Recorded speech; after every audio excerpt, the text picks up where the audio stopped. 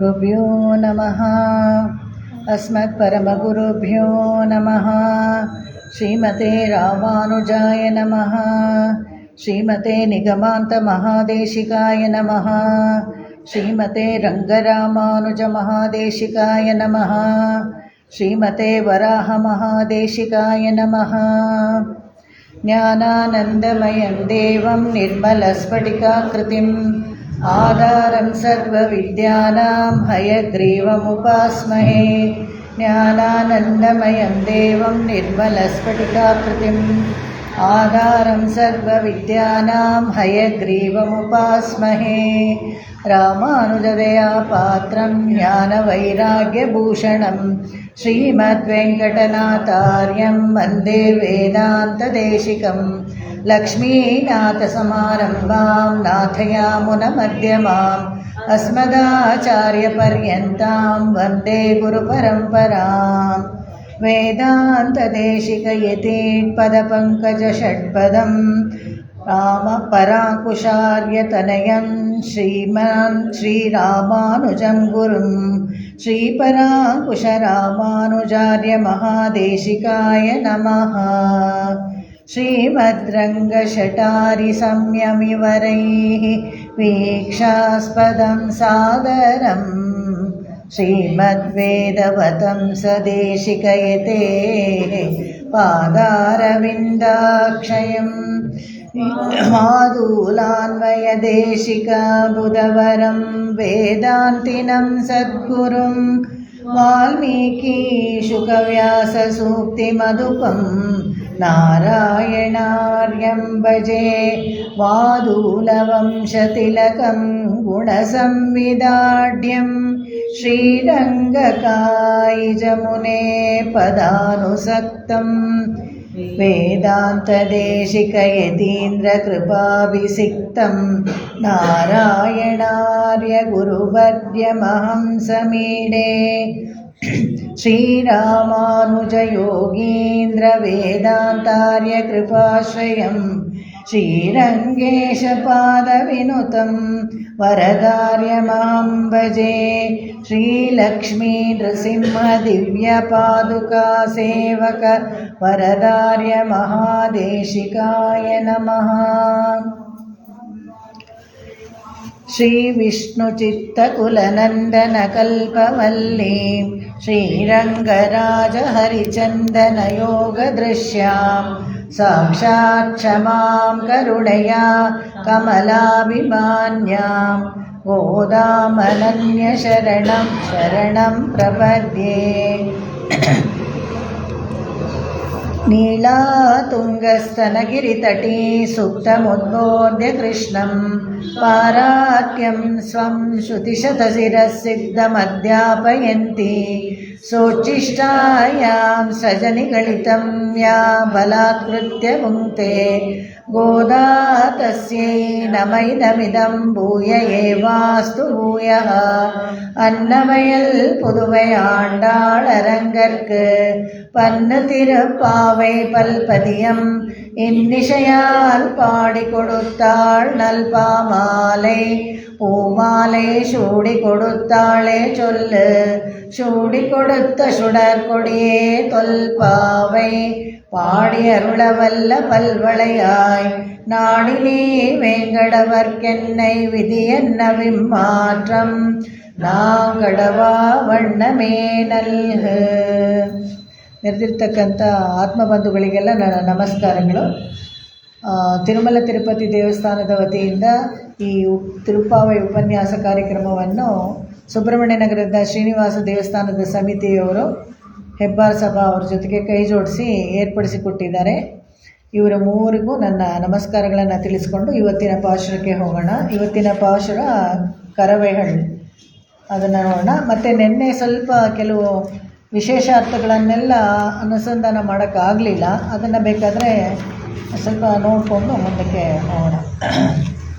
கரவைகள் பின் சென்று காலம் சேர்ந்துண்போம் அறிவொன்னுமில்லாதாய் புலத்து உன் தன்னை பிறவி பிறந்தன புண்ணியம் யாமுடையோம் குறைவொன்னுமில்லாத கோவிந்தா உந்தன்னோடுறவேல் நமக்கிங்கு மொழிக்க ஒழியாது அறியாத பிள்ளைகளோ அன்பினால் உந்தன்னை சிறுபேர அழைத்தனவும் சீரி அருளாதே இறைவா நீ தாராய் ಪರೆಯೇಲೋರೆಂಬಾವಾಯ್. ನಿನ್ನೆ ದಿವಸದ್ದು ಹೇಗೆ ಮೂರು ಸತಿ ನಾಮಗಳನ್ನು ಹೇಳ್ತಾರೆ ಅಂತ ಹೇಳಿದೆ. ನಿನ್ನೆಯಿಂದ ಶುರು ಮಾಡಿ ಗೋವಿಂದ ನಾಮನ ಮೂರು ಪದ್ಯದಲ್ಲಿ ಕಂಟಿನ್ಯೂಸ್ ಆಗಿ ಹೇಳ್ತಾ ಬರ್ತಾ ಇದ್ದಾಳೆ.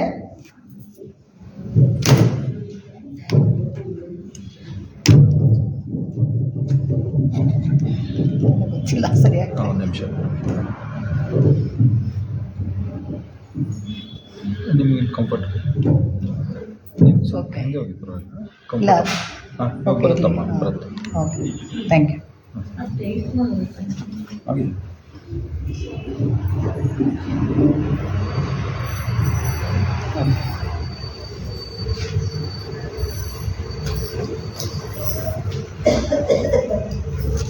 ನಾರಾಯಣ ನಾಮವನ್ನು ಕೂಡ ನಾರಾಯಣ ನಾಮವನ್ನು ಕೂಡ 3 ಸತಿ ಹೇಳಿದ್ಲು ಅವಳ ಪಾಶಗಳಲ್ಲಿ. ಹಾಗೆಯೇ ತ್ರಿವಿಕ್ರಮ ಅವತಾರವನ್ನು 3 ಸತಿ ಹೇಳಿದ್ದಾಳೆ. ಹೀಗೆ ಗೋವಿಂದ ನಾಮವನ್ನು 3 ಸತಿ ಹೇಳಿದ್ಲು. ನಾರಾಯಣ ನಾಮವನ್ನು ನಾರಾಯಣನೇ ನಮಕ್ಕೆ ಬರೆತರುವ ಅನ್ನೋದು 1ನೇ ಪಾಶುರದಲ್ಲಿ. ಆಮೇಲೆ 7ನೇ ಪಾಶುರದಲ್ಲಿ ನಾರಾಯಣನ್ ಮೂರ್ತಿ ಅಂತ ಉಪಯೋಗಿಸಿದ್ಲು. ಆಮೇಲೆ 10ನೇ ಪಾಶುರದಲ್ಲಿ ಅವಳು ನಾಥ ತುಳಾಯ್ ಮುಡಿ ನಾರಾಯಣನ್. ಅವ್ರಿಗೆ ಸ್ವಲ್ಪ ಸೌಂಡ್ ಜಾಸ್ತಿ ಕೊಡೋಕ್ಕೆ ಹೇಳ್ಬಿಡಿ ಸರ್, ಹೋಗುತ್ತೋ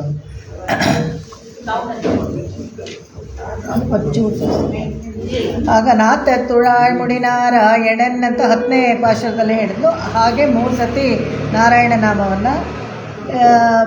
ತ್ರಿವಿಕ್ರಮ ನಾಮ ನೋಡಿದ್ರೆ 5ನೇ ಪಾಶುರದಲ್ಲಿ 3ನೇ ಪಾಶುರದಲ್ಲಿ ಓಂಗಿ ಉಲಗಳಂದ. ಆಮೇಲೆ 17ನೇ ಪಾಶುರದಲ್ಲಿ ಅಂಬರ ಮೂಡರತ್ತು ಓಂಗಿ ಉಲಗಳಂದ ಅಂತ. ಆಮೇಲೆ ಮತ್ತೆ 24ನೇ ಪಾಶುರದಲ್ಲಿ ಅನ್ರಿ ಉಲಹ ಹೇಳಂತ ಎಡಿಪೋತಿ. ಅದರಲ್ಲೂ ಅಷ್ಟೇ 3 ಸತಿ ತ್ರಿವಿಕ್ರಮ ಅವತಾರವನ್ನು ಮಂಗಳಾಶಾಸನ ಮಾಡಿದ್ಲು. ಅದೇ ಥರ ಇಲ್ಲಿ ಗೋವಿಂದ ನಾಮವನ್ನು ನಿನ್ನೆ ಹಾಡಲ್ಲಿ ನಾವು ನೋಡಿದ್ವಿ, ಮತ್ತು ಇವತ್ತಿನ ಹಾಡಲ್ಲಿ ಕೂಡ ಕೊರೆವನ್ನುಮಿಲ್ಲದ ಗೋವಿಂದ ಅಂತ ನೋಡ್ತಾ ಇದ್ವಿ. ಇದರಲ್ಲಿ ತನ್ನೋಡುರವೇ ನಮಕ್ಕಿಂಗ್ ಕೊರೆವನ್ನುಮಿಲ್ಲದ ಗೋವಿಂದ ಅಂತ. ಮತ್ತು ನೆಕ್ಸ್ಟು ಚಿತ್ತಂ ಶೃಗಾಲನಲ್ಲೂ ನೋಡ್ತೀವಿ. ಇದರಲ್ಲಿ ಹಿಂದಿನ ಹಾಡಲ್ಲಿ ಒಂದೇ ಒಂದು ಕೂಡಾರ ಇವೆಲ್ಲಂನಲ್ಲಿ ಒಡವೆಗಳು ಅದನ್ನೆಲ್ಲ ಕೇಳ್ತಾ ಇದ್ವಲ್ಲ, ಅದ್ರ ಬಗ್ಗೆ ನಾವು ನೋಡೋಣ. ಏನು ಸ್ವಾಪದೇಶ ಅರ್ಥದಲ್ಲಿ ಇದೆಲ್ಲ ನಮ್ಗೆ ಏನು ತೋರಿಸ್ಕೊಡುತ್ತೆ ಅಂತ ನಾವು ನೋಡಿದ್ವಿ. ಯಾಂಪೆರಂ ಶಮ್ಮಾನಂ ಅಂತ, ಏನಾದರೂ ಒಂದು ಬಹುಮಾನ ಸಿಗಬೇಕು, ನಾವು ನಿನ್ನನ್ನು ಶ್ಲಾಘನೀಯವಾಗಿ ಹಾಡಿದ್ದಕ್ಕೆ ಹೊಗಳಿದ್ದಕ್ಕೆ ಒಂದು ಬಹುಮಾನ ಕೊಡ್ತೀಯ ಅಂತ ಹೇಳಿದ್ರೆ ಆ ಶಮ್ಮಾನಂ ಅನ್ನೋದು ನೋಡಿದ್ವಿ. ಯಾವುದೂ ಅವರಿಗೆ ವಿಷಯಾಂತರಗಳಲ್ಲಿ ಯಾವುದೂ ಬೇಡ, ಭಗವಂತನನ್ನು ಅವನ ಜೊತೆಗೆ ಕೈಂಕರ್ಯವನ್ನು ಜೋಡಿಸ್ಕೊಳ್ಳೋಕ್ಕೆ ಸದಾಕಾಲ ಹೇಗಿರಬೇಕೋ ಅದಕ್ಕೆ ಬೇಕಾಗಿರೋ ಪದಾರ್ಥಗಳನ್ನು ಕೇಳ್ತಾರೆ. ಇಲ್ಲಿ ನಮಗೆ ಶೂಡಹಮೆ ತೋಳ್ಬಳೆಯೇ ತೋಡೆ ಶವಿಪೂವೆ ಪಾಡಹಮೆ ಅಂಗಣೆಯ ಪಲ್ಕಲನಮ್ಯ ಮಣಿವೋಂ. ಇದನ್ನೆಲ್ಲ ನಾನು ಹೇಳಿದ್ನಲ್ಲ, ಕೌಶಿಕಿ ಉಪನಿಷತ್ಸಲ್ಲಿ ಹೇಳಿದೆ. ಹೇಗೆ ಅಂದರೆ ಎಲ್ಲ ಶತಮಾಲಾಹಸ್ತ, ವಾಸಾಹಸ್ತ, ಶತಪಣಾಹಸ್ತ ಅಂತ ಹೇಳಿಬಿಟ್ಟು 500 ಅಪ್ಸರ ಸ್ತ್ರೀಯರುಗಳೆಲ್ಲ ನಮಗೆ ಐಮಂತಿಗೆ ಅಂದ್ಬಿಟ್ಟು ಒಂದು ಬ್ರಹ್ಮಸರಸ್ ಇದೆ, ಅದರಲ್ಲಿ ಸ್ನಾನ ಮಾಡಿಸಿ ಎಲ್ಲ ಈ ಬಟ್ಟೆಗಳನ್ನೆಲ್ಲ ನಮಗೆ ಅಲಂಕಾರ ಮಾಡಿ, ಅಲ್ಲಿ ಯಾರು ಇವರೆಲ್ಲ 500 ಅಪ್ಸರ ಸ್ತ್ರೀಯರು ಅಂದರೆ ಎಲ್ಲ ಮುಕ್ತರು ನಿತ್ಯರು ಇರ್ತಾರಲ್ಲ ಪರಮಪದದಲ್ಲಿ, ಅವರೇ ಈ ಥರ ಅವ್ರನ್ನ ಹಾಗೆ ಮಾಡ್ಕೊಳ್ತಾರೆ.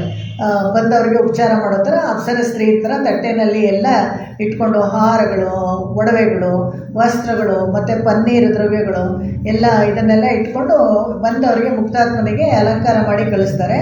ಅದರಲ್ಲಿ ಇವಳು ಕೇಳ್ತಾ ಇದ್ಲಲ್ಲ ಶೂಡಹಮೆ ಅಂತ ಹೇಳಿದಾಗ ಅಲ್ಲಿ ಕೊಡ್ತಾರೆ. ಯಾವುದು ಶೂಡಗಮೆ ಅಂತ ಹೇಳಿದ್ರೆ ನೆತ್ತಿನಲ್ಲಿ ನಾವು ನಾಮ ಇಟ್ಕೊಳ್ತೀವಲ್ಲ, ಪಂಚ ಸಂಸ್ಕಾರ ಆದಾಗ ಕೇಶವನಾಮ ಹಣೆಯಲ್ಲಿ ನಮಗೆ ಫಸ್ಟ್ ಕೇಶವ ದ್ವಾದಶ ನಾಮ ಎಲ್ಲವನ್ನ ಹೇಳಿಕೊಂಡು ಪನ್ನೀರು ನಾಮಂ ಅಂತ ಒಂದು ವೇದಾಂತ ದೇಶಿಕರ ಒಂದು ದಿವ್ಯ ಪ್ರಬಂಧದಲ್ಲಿದೆ. ಯಾವ್ಯಾವ ನಾಮವನ್ನು ಎಲ್ಲೆಲ್ಲಿ ಇಟ್ಕೊಳ್ಬೇಕಾದ್ರೆ ಯಾವ ನಾಮವನ್ನು ಹೇಳಬೇಕು ಅಂತ ಹೇಳಿ ಆ ನಾಮ ಇಟ್ಕೊಳ್ಬೇಕಾದ್ರೆ ಗಂಡಸರಿಗೂ ಉಂಟು ಹೆಂಗಸರಿಗೂ ಉಂಟು ನಾಮ ಎಲ್ಲ, ಅದನ್ನು ಇಟ್ಕೊಳ್ಬೇಕು. ಈ ನಾಮ ಇಟ್ಕೊಳ್ಳೋ ವಿಷಯಕ್ಕೆ ಬಂದಾಗ ಅದು ಯಾರು ವಿದುರರಾಗಿರಲಿ ವಿಧವೆ ಆಗಿರಲಿ ಎಲ್ಲರಿಗೂ ಉಂಟು, ಅದರಲ್ಲೇನು ಈ ಥರ ಇಲ್ಲ. ಇವಾಗ ನಾವಾದರೆ ಕುಂಕುಮ ಇಟ್ಕೊಂಡ್ರೆ ಅಥವಾ ಇನ್ನೊಂದಿದ್ರೆ ಇದು ಅಮಂಗಳವಾಗಿದ್ರೆ ಅದನ್ನ ಉಪಯೋಗಿಸೋಗಿಲ್ಲ. ಆದರೆ ಈ ತಿರುಮಣ್ಣು ತಿರುನತಿ ಕಾಪೋದಕ್ಕೆಲ್ಲ ಯಾವುದೂ ಇಲ್ಲ. ಕೊನೆಯವರೆಗೂ. ಯಾವಾಗ ಪಂಚ ಸಂಸ್ಕಾರ ಅಂತ ಹೇಳಿದ್ರೆ ನಾಮ, ತಾಪ ಮತ್ತು ದಾಸ್ಯನಾಮ ಒಂದು ಕೊಡ್ತಾರೆ, ನಮ್ಮ ಹೆಸರು ಮತ್ತು ಇದು ಭಗವಂತನನ್ನು ಆರಾಧನೆ ಮಾಡೋದು, ಇವೆಲ್ಲನೇ ಈ 5 ವಿಚಾರಗಳು ಶಂಖಚಕ್ರ. ತಾಪ ಅನ್ನೋದು ಶಂಖಚಕ್ರ. ಈ 5 ವಿಷಯ ನಮಗೆ ಸಿಗುತ್ತಲ್ಲ, ಇದೇನೇ ಅಯ್ಯಂಗಾರ ಅಂತ ಹೇಳಿದರೆ. ಅಯ್ಯಂಗಾರ 5 ಅಂಗದಲ್ಲಿ ಅಲಂಕಾರ ಮಾಡ್ಕೊಂಡಿರೋರೆಲ್ಲ ಅಯ್ಯಂಗಾರ. ಅಯ್ಯಂಗಾರ ಅಂತ ಹೇಳಿದಾಗ ವಿಶೇಷವಾಗಿ ಗಮನಿಸಬೇಕು, ಯಾರು ಇದನ್ನು ಬರೀ ಬ್ರಾಹ್ಮಣರು ಮಾತ್ರನೇ ಮಾಡಿಸ್ಕೊಳ್ಬೇಕು ಅಂತ ತಪ್ಪು ತಿಳ್ಕೊಳ್ಬಾರ್ದು.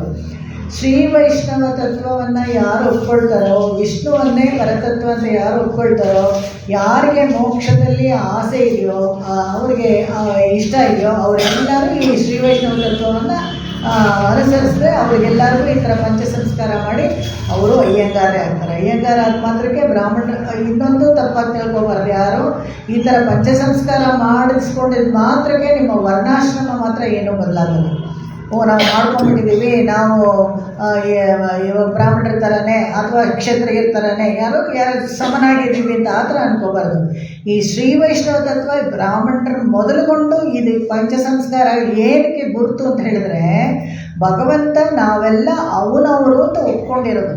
ಇದು ಗುರುತು ಹಾಕ್ತಾರಲ್ಲ, ಇವಾಗ ಯಾವುದೋ ಒಂದು ಹಸುಗೆ ಲೋನ್ ಕೊಟ್ಟರೆ ಕಿವಿ ಚುಚ್ಚಿಬಿಡ್ತಾರಲ್ಲ, ಆ ಥರ ನಮಗೆ ಚಕ್ರಾಂಕ ಮಾಡಿದ್ರೆ ಭಗವಂತನ ವಸ್ತು ಅಂತ ನಾವು ಅಂಕಿತವಾಗಿದ್ದೀವಿ ಅಂತ. ಅದು ಯಾರೇ ಇರಲಿ, ಯಾವ ವರ್ಣಾಶ್ರಮ ಧರ್ಮದಲ್ಲೇ ಇರಲಿ, ಇದೇನೇ ತುಂಬ ಮುಖ್ಯವಾದ ಒಂದು ಶ್ರೀ ವೈಷ್ಣವ ಸಂಪ್ರದಾಯದಲ್ಲಿ ಏನು ಒಂದು ಹೆಚ್ಚುಗಾರಿಕೆ ಅಂತ ಹೇಳಿದ್ರೆ, ಇದನ್ನೇ ಭಗವದ್ ರಾಮಾನುಜರು ಎಲ್ರಿಗೂ ಹೇಳೋಕ್ಕೆ ಬಂದಿದ್ದು ಆದಿಶೇಷನ ಅವತಾರವಾಗಿ.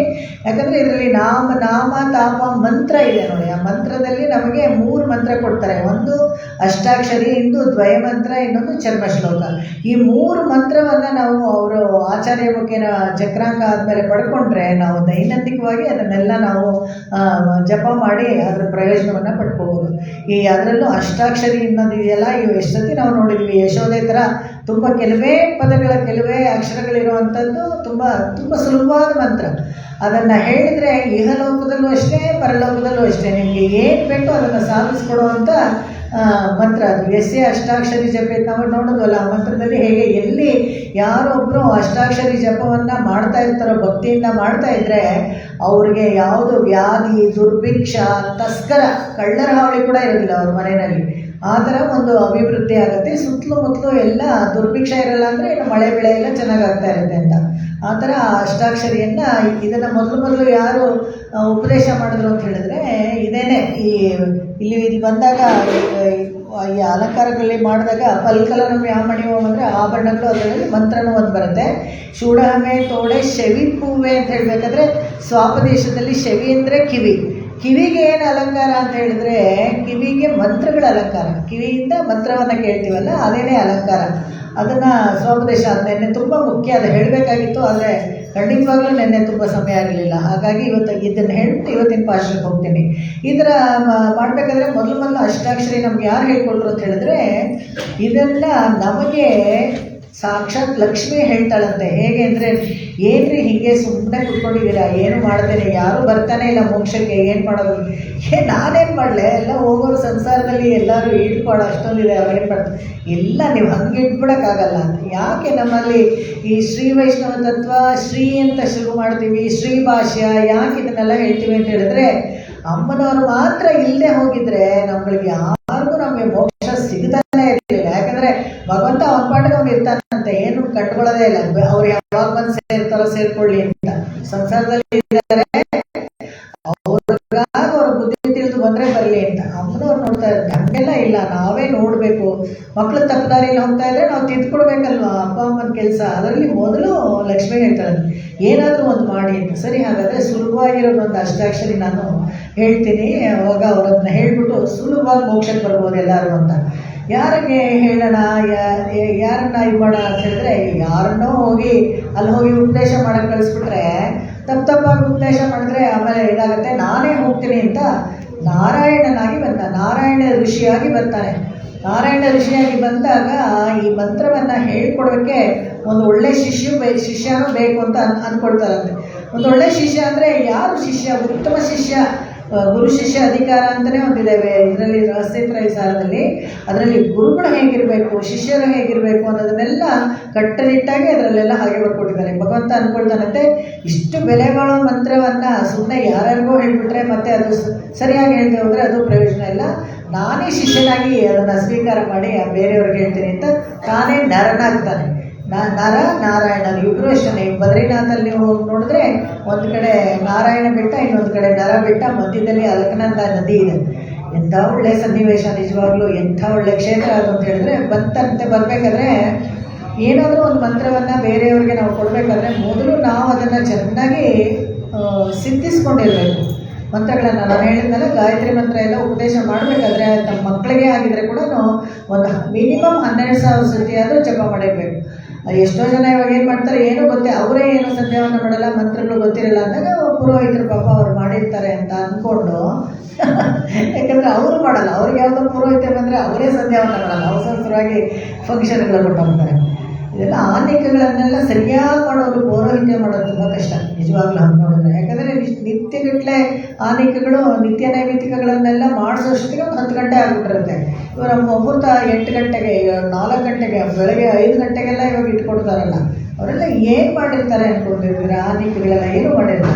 ಅದಕ್ಕೆ ನಮಗೆ ಒಳ್ಳೆ ವಾದ್ಯಾರು ಅಂದರೆ ಒಳ್ಳೆ ಪುರೋಹಿತರು ಸಿಗಬೇಕು ಅಂತ ಹೇಳಿದ್ರೆ ಈ ಥರದ್ದೆಲ್ಲ ಆನಿಕಗಳನ್ನ ಇಟ್ಕೊಂಡು ಎಲ್ಲ ಮಂತ್ರ ಸಿದ್ಧಿಯಾಗಿರೋವಂಥವ್ರ ಕೈನಲ್ಲಿ ಮಾಡಿಸಿದ್ರೆ ಮದುವೆನೇ ಆಗಲಿ ಮುಂಜಿನೇ ಆಗಲಿ ಯಾವುದೂ ಕೆಟ್ಟೋಗೋದಿಲ್ಲ.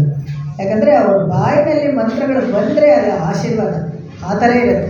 ಯಾಕಂದರೆ ಅವರು ನಿತ್ಯ ನೈಮಿತ್ತಿಕಗಳನ್ನು ಸರಿಯಾಗಿ ಮಾಡ್ತಾ ಇರ್ತಾರೆ, ಆನಿಕಗಳನ್ನು ಸರಿಯಾಗಿ ಮಾಡ್ತಾ ಇರ್ತಾರೆ ಅಂತ. ಆ ಯೋಗ ಮತ್ತು ಸ್ವಾಧ್ಯಾಯ ಅಂತ 2 ಬರುತ್ತಲ್ಲ, ಇದರಲ್ಲಿ ಇವತ್ತಿನ ಪದ್ಯದಲ್ಲಿ ಅದನ್ನೇ ಹೇಳೋದು. 27ವರೆಗೂ ಎಲ್ಲ ಹೇಳ್ಬಿಟ್ಲು. ಇವಾಗ ಈ ಬರೋ ಕರವಹೆಟ್ ಪಿಂಚಂದ್ರದಲ್ಲಿ ಬಂದು ಯೋಗ ಮತ್ತು ಸ್ವಾಧ್ಯಾಯನೇ ಹೇಳ್ಕೊಡೋದು ಇವತ್ತಿನ ಭಾಷಣದಲ್ಲಿ. ಇವಾಗ ಆ ಥರ ಮಂತ್ರನ ಏನು ಮಾಡೋದಂದರೆ ನಾರಾಯಣ ಋಷಿನೇ ಮೊದಲು ಚೆನ್ನಾಗಿ ಜಪ ಮಾಡಿ ಅದನ್ನು ಸಿದ್ಧಿಸ್ಕೊಂಡು ಕೊಡಬೇಕು ಅಂತ. ಆದರೆ ಜಪಕ್ಕೆ ಅಂತ ಕೂತ್ಕೊಂಡಾಗ ನೋಡಿದ್ನಂತೆ ಯಾರು ಇವನು ಇಂದ್ರ, ಯಾರು ಜಪಕ್ಕೆ ಕೂತ್ಕೊಂಡ್ರು ಅವ್ನಿಗೆ ಅದೇ ತಾನೇ ಭಯ, ಎಲ್ಲಿ ತನ್ನ ಪದವಿ ಹೋಗ್ಬಿಡುತ್ತೋ ಅಂತ. ತಿಲೋತ್ತಮೇನೋ ಯಾರನ್ನೋ ಕಳಿಸ್ದ, ಒಂದು 14,000 ಅಪ್ಸರಸ್ತ್ರೀ ಇದ್ದಾರಲ್ಲ, ಕಳಿಸಿದಾಗ ನೋಡಿದ್ನಂತೆ ನಾರಾಯಣ ಸುಮ್ಮನೆ ಅವ್ರು ಕಣ್ಣೇ ಬಿಟ್ಟಿರಲಿಲ್ಲ. ಆಮೇಲೆ ಗೊತ್ತಾಗುತ್ತೆ, ಯಾರಾದರೂ ಕಣ್ಣು ಬಿಡದೆ ಹೋಗಿದ್ರೆ ಕೂಡ ಆ ಧ್ಯಾನ ಶಕ್ತಿನಲ್ಲೇ ಅವ್ರಿಗೆ ಗೊತ್ತಾಗುತ್ತೆ ಯಾರೋ ಇಲ್ಲ ಅಂತ. ಏನು ಮಾಡಿದ್ರೆ ತೊಡೆನಲ್ಲಿ ಒಂದೇ ಒಂದು ಕೂದಲು ತೆಗೆದು ಹೀಗೆ ಬಿಸಾಕ್ತಾನೆ. ತೊಡೆ ಅಂದರೆ ಊರು ಅಂತ ಹೇಳ್ತಾರೆ. ಆ ಕೂದಲಿಂದ ಬಂದವಳೆ ಊರ್ವಶಿ, ಅದಕ್ಕೆ ಅವಳ ಹೆಸರು ಊರ್ವಶಿ ಅಂತ. ಈ ಯಾರು ಇಷ್ಟು ಅಪ್ಸರ ಸ್ತ್ರೀಗಳೆಲ್ಲ ಇದ್ರಲ್ಲ ಅಮರಾವತಿಲಿ, ಅವಳಿಗಿಂತ ಸುಂದರವಾದ ಸ್ತ್ರೀ ಅಂತೆ ಊರ್ವಶಿಗೂ ಅಲ್ಲಿ ಬೆಟ್ಟ ಇದೆ ಇಲ್ಲಿ ಬದ್ರಿನಾಥಲ್ಲಿ. ಆ ಊರ್ವಶಿಯನ್ನು ಬಂದು ಇವ್ರು ತಪಸ್ಸಿಗೆ ನೋಡ್ತಾ ಇದ್ದಾಳೆ. ನೋಡಿದ್ರೆ ಅವ್ರ ಕಡೆ ತಿರುಗಿನೂ ನೋಡಲ್ವಂತೆ. ತುಂಬ ಅವಮಾನ ಆಗ್ಬಿಟ್ಟು ನಮಸ್ಕಾರ ಮಾಡ್ಬಿಟ್ಟು ಹೋಗ್ತಾರೆ. ಇವರು ತಪಸ್ಸೇನು ಬಿಡಿಸೋಕ್ಕಾಗೋದಿಲ್ಲ. ಆಮೇಲೆ ಇವರು ನರನಿಗೆ ಉಪದೇಶ ಮಾಡ್ತಾರೆ. ಹಾಗೆ ಹೀಗಾಗಿ ಸಾಂಪ್ರದಾಯಿಕವಾಗಿ ಗುರು ಶಿಷ್ಯ ಪರಂಪರೆಯಲ್ಲಿ ಬಂದಿದ್ದು ಅಷ್ಟಾಕ್ಷರಿ. ಈ ಅಷ್ಟಾಕ್ಷರಿ ಮಂತ್ರಗಳನ್ನು 3 ಜಪಿಸಬೇಕು. ಪಂಚ ಸಂಸ್ಕಾರ ಆದವರು ಆ ಮಂತ್ರಗಳನ್ನು ಜಪಿಸಿದ್ರೆ ಅವರಿಗೆಲ್ಲರೂ ಒಳ್ಳೆಯದಾಗುತ್ತೆ. ಎಲ್ಲ ಸುಮ್ಮನೆ ಮಾಡಿಸ್ಕೊಂಡ್ಬಿಟ್ವಿ ಅಂತ ಹೇಳ್ಬಿಟ್ಟು ಪಂಚ ಸಂಸ್ಕಾರ ಮಾಡ್ಕೊಂಡು ಸುಮ್ಮನೆ ಇರ್ಬಿಡೋದು. ಒಂದು ದಿವಸಕ್ಕೆ ಎಷ್ಟು, ಒಂದು 5 ನಿಮಿಷ ಕೂಡ ಆಗೋಲ್ಲ. ಒಂದು 8 ಇವಾಗ ಒಂದು 8 ಗಾಯತ್ರಿ, ಮಿನಿಮಮ್ ಒಂದು 10 ಗಾಯತ್ರಿ ಗಂಡಸರು 8 ಅಷ್ಟಾಕ್ಷರಿ ಮಾಡೋಕ್ಕೆ ಎಷ್ಟೊತ್ತಾಗ್ಬಿಡುತ್ತೆ? ಒಂದು 10 ನಿಮಿಷನೂ ಆಗೋದಿಲ್ಲ. ಸಂಕಲ್ಪ ಮಾಡಿಕೊಂಡು ಸುಮ್ಮನೆ ಹಾಗೆ ಮಾಡಿಬಿಟ್ಟು ಮುಂದಿನ ಕೆಲಸ. ಯಾರಿಗೆ ಹಂಗೆ ನೋಡಿದ್ರೆ ಗಂಡಸರಿಗೆ ಸಂಧ್ಯಾವಂದನ ಎಲ್ಲ ಮಾಡ್ತಾರಲ್ಲ, ಹೆಂಗಸರು ಅಷ್ಟೇ ಸ್ವಲ್ಪ ಪಂಚ ಸಂಸ್ಕಾರ ಮಾಡಿಕೊಂಡವರು ಶುದ್ಧಾಚಮನ ಮಾಡಿ ಮಂತ್ರಗಳನ್ನೆಲ್ಲ ಹೇಳಬೇಕು, ಜಪ ಮಾಡಬೇಕು. ಅಷ್ಟೇ ಅವರಿಗೆ ಲಾಭ ಇದೆ ಅದರಲ್ಲಿ.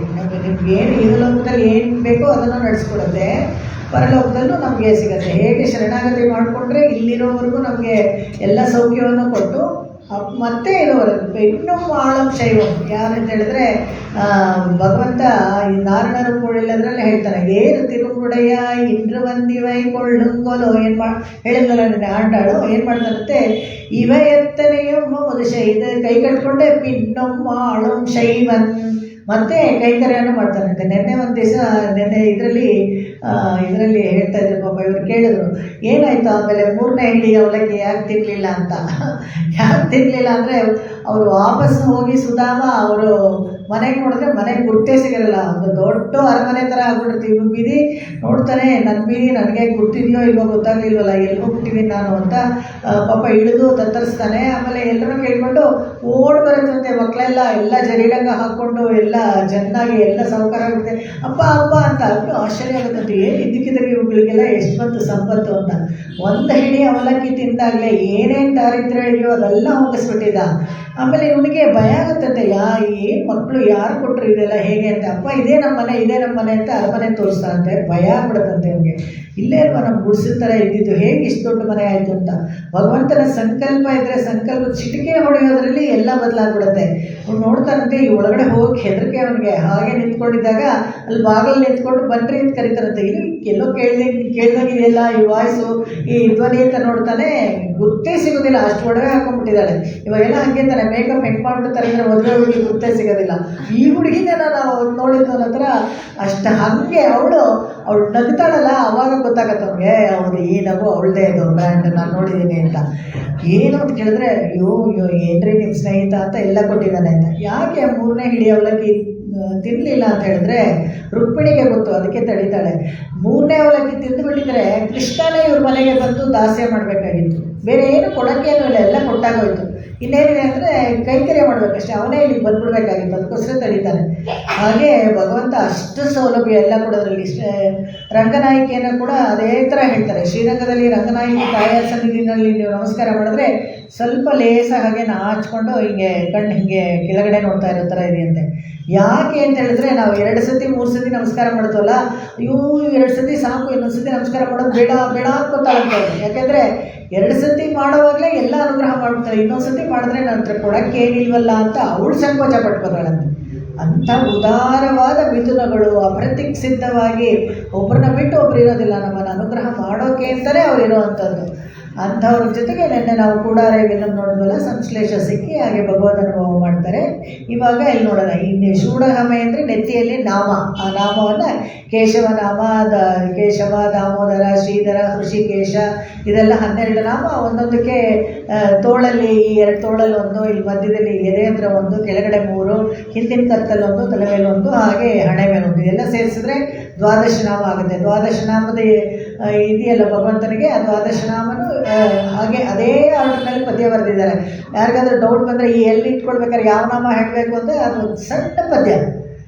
ದೇಶಿಕರವಾಗಿ ಏನೇನು ಕೆಲಸನ ಉಪಕಾರ ಮಾಡಿಕೊಟ್ಟಿದ್ದಾರೆ ಅಂದರೆ ನೆನೆಸ್ಕೊಳ್ಳೋಕ್ಕೆ ಆಗಲ್ಲ, ಒಂದು ಜನ್ಮದಲ್ಲಿ ತೀರ್ಸೋಕ್ಕಾಗಲಿಲ್ಲ.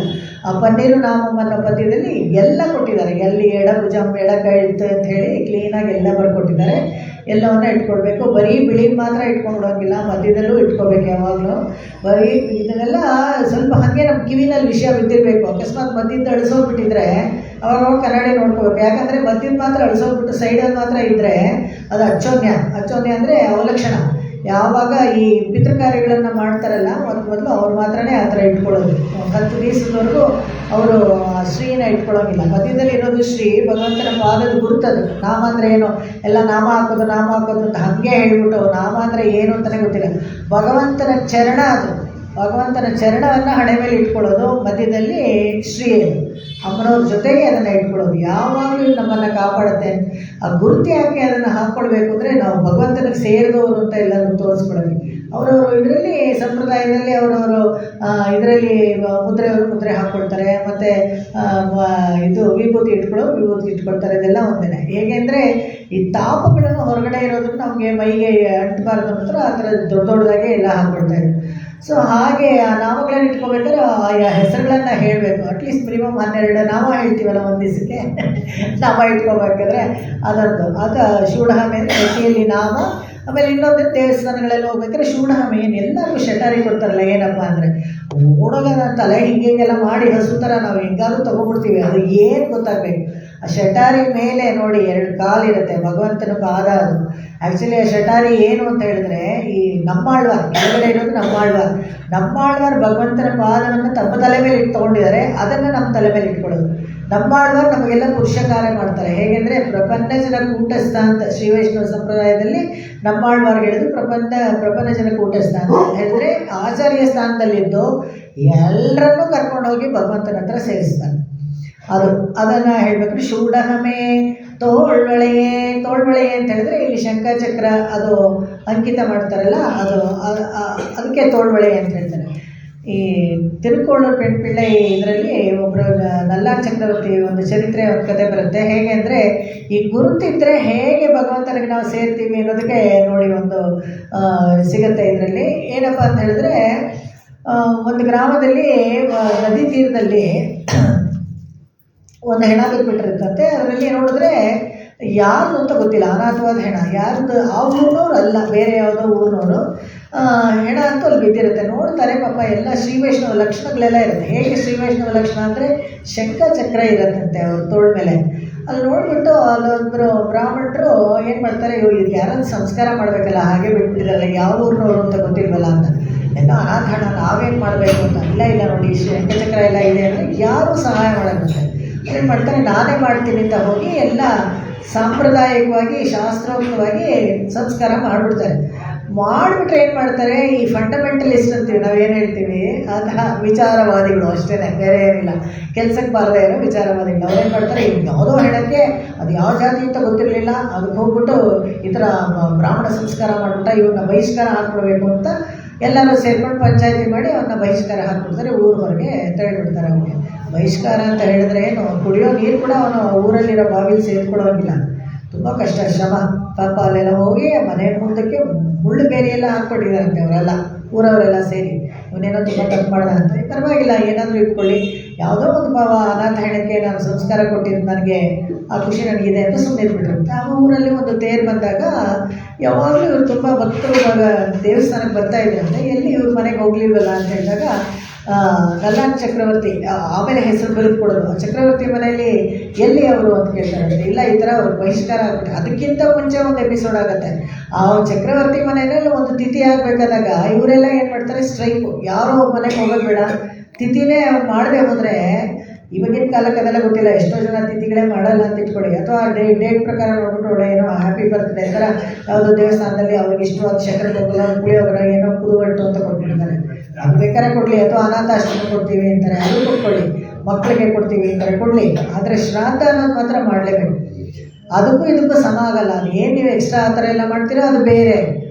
ಆದರೆ ನಿಮ್ಮ ನಿತ್ಯ ಕರ್ತವ್ಯ ಏನಿದೆ ಅದು ಆಟೋಮೆಟಿಕಲಿ ಫಾಲ್ ಡ್ಯೂ ಅಂತಾರಲ್ಲ, ನಿತ್ಯ ನೈಮಿತ್ತಿಕ ಶ್ರಾದ್ದವನ್ನು ಮಾಡಲೇಬೇಕು. ಮಾಡಿದ್ರು ಅಂದರೆ ಭ್ರಷ್ಟರಾಗ್ಬಿಡ್ತಾರೆ. ಆ ಥರ ಒಂದು ಕಾಲಘಟ್ಟದಲ್ಲಿ ಅವ್ರೇನು ಮಾಡ್ತಾರೆ, ಇವ್ರು ಶ್ರಾದ್ದಕ್ಕೆ ಇವ್ರ ಮನೇಲಿ ಯಾರು ಬ್ರಾಹ್ಮಣಾರ್ಥಕ್ಕೆ ಹೋಗದೆ ಹೋದರೆ ನಿಮಂತ್ರಣಕ್ಕೆ, ಅವತ್ತಿನ ಶ್ರಾದ್ದ ಕೆಟ್ಟೋಗುತ್ತಲ್ಲ, ಅವಾಗ ಏನು ಮಾಡೋದು, ಅವ್ನಿಗೆ ಕೆಟ್ಟ ಹೆಸರು ಬರುತ್ತೆ ಅವನಿಗೆ. ನಾವು ಹಾಗೆ ಮಾಡೋಣ, ಯಾರು ಹೋಗೋದು ಬೇಡ ಅಂತ. ಇಲ್ಲ, ಶ್ರಾದ್ದಕ್ಕೆ ತಯಾರು ಮಾಡ್ಕೊಂಡಿರ್ತಾರೆ, ಯಾರು ಕರೆದ್ರೂ ಬರೋಲ್ಲ. ದೇವರೇ ಏನಪ್ಪ ಮಾಡೋದು ಈ ಥರ ಇದೆಯಲ್ಲ ಅಂದರೆ, ಸರಿಯಾಗಿ ಅಪರಾಧದಲ್ಲಿ ಶುರು ಮಾಡಬೇಕು ಶ್ರಾದ್ದಗಳನ್ನೆಲ್ಲ. 12 ಗಂಟೆ ಆದಮೇಲೆ ಪಿತೃಗಳಿಗೆ ಅದೇ ಟೈಮು.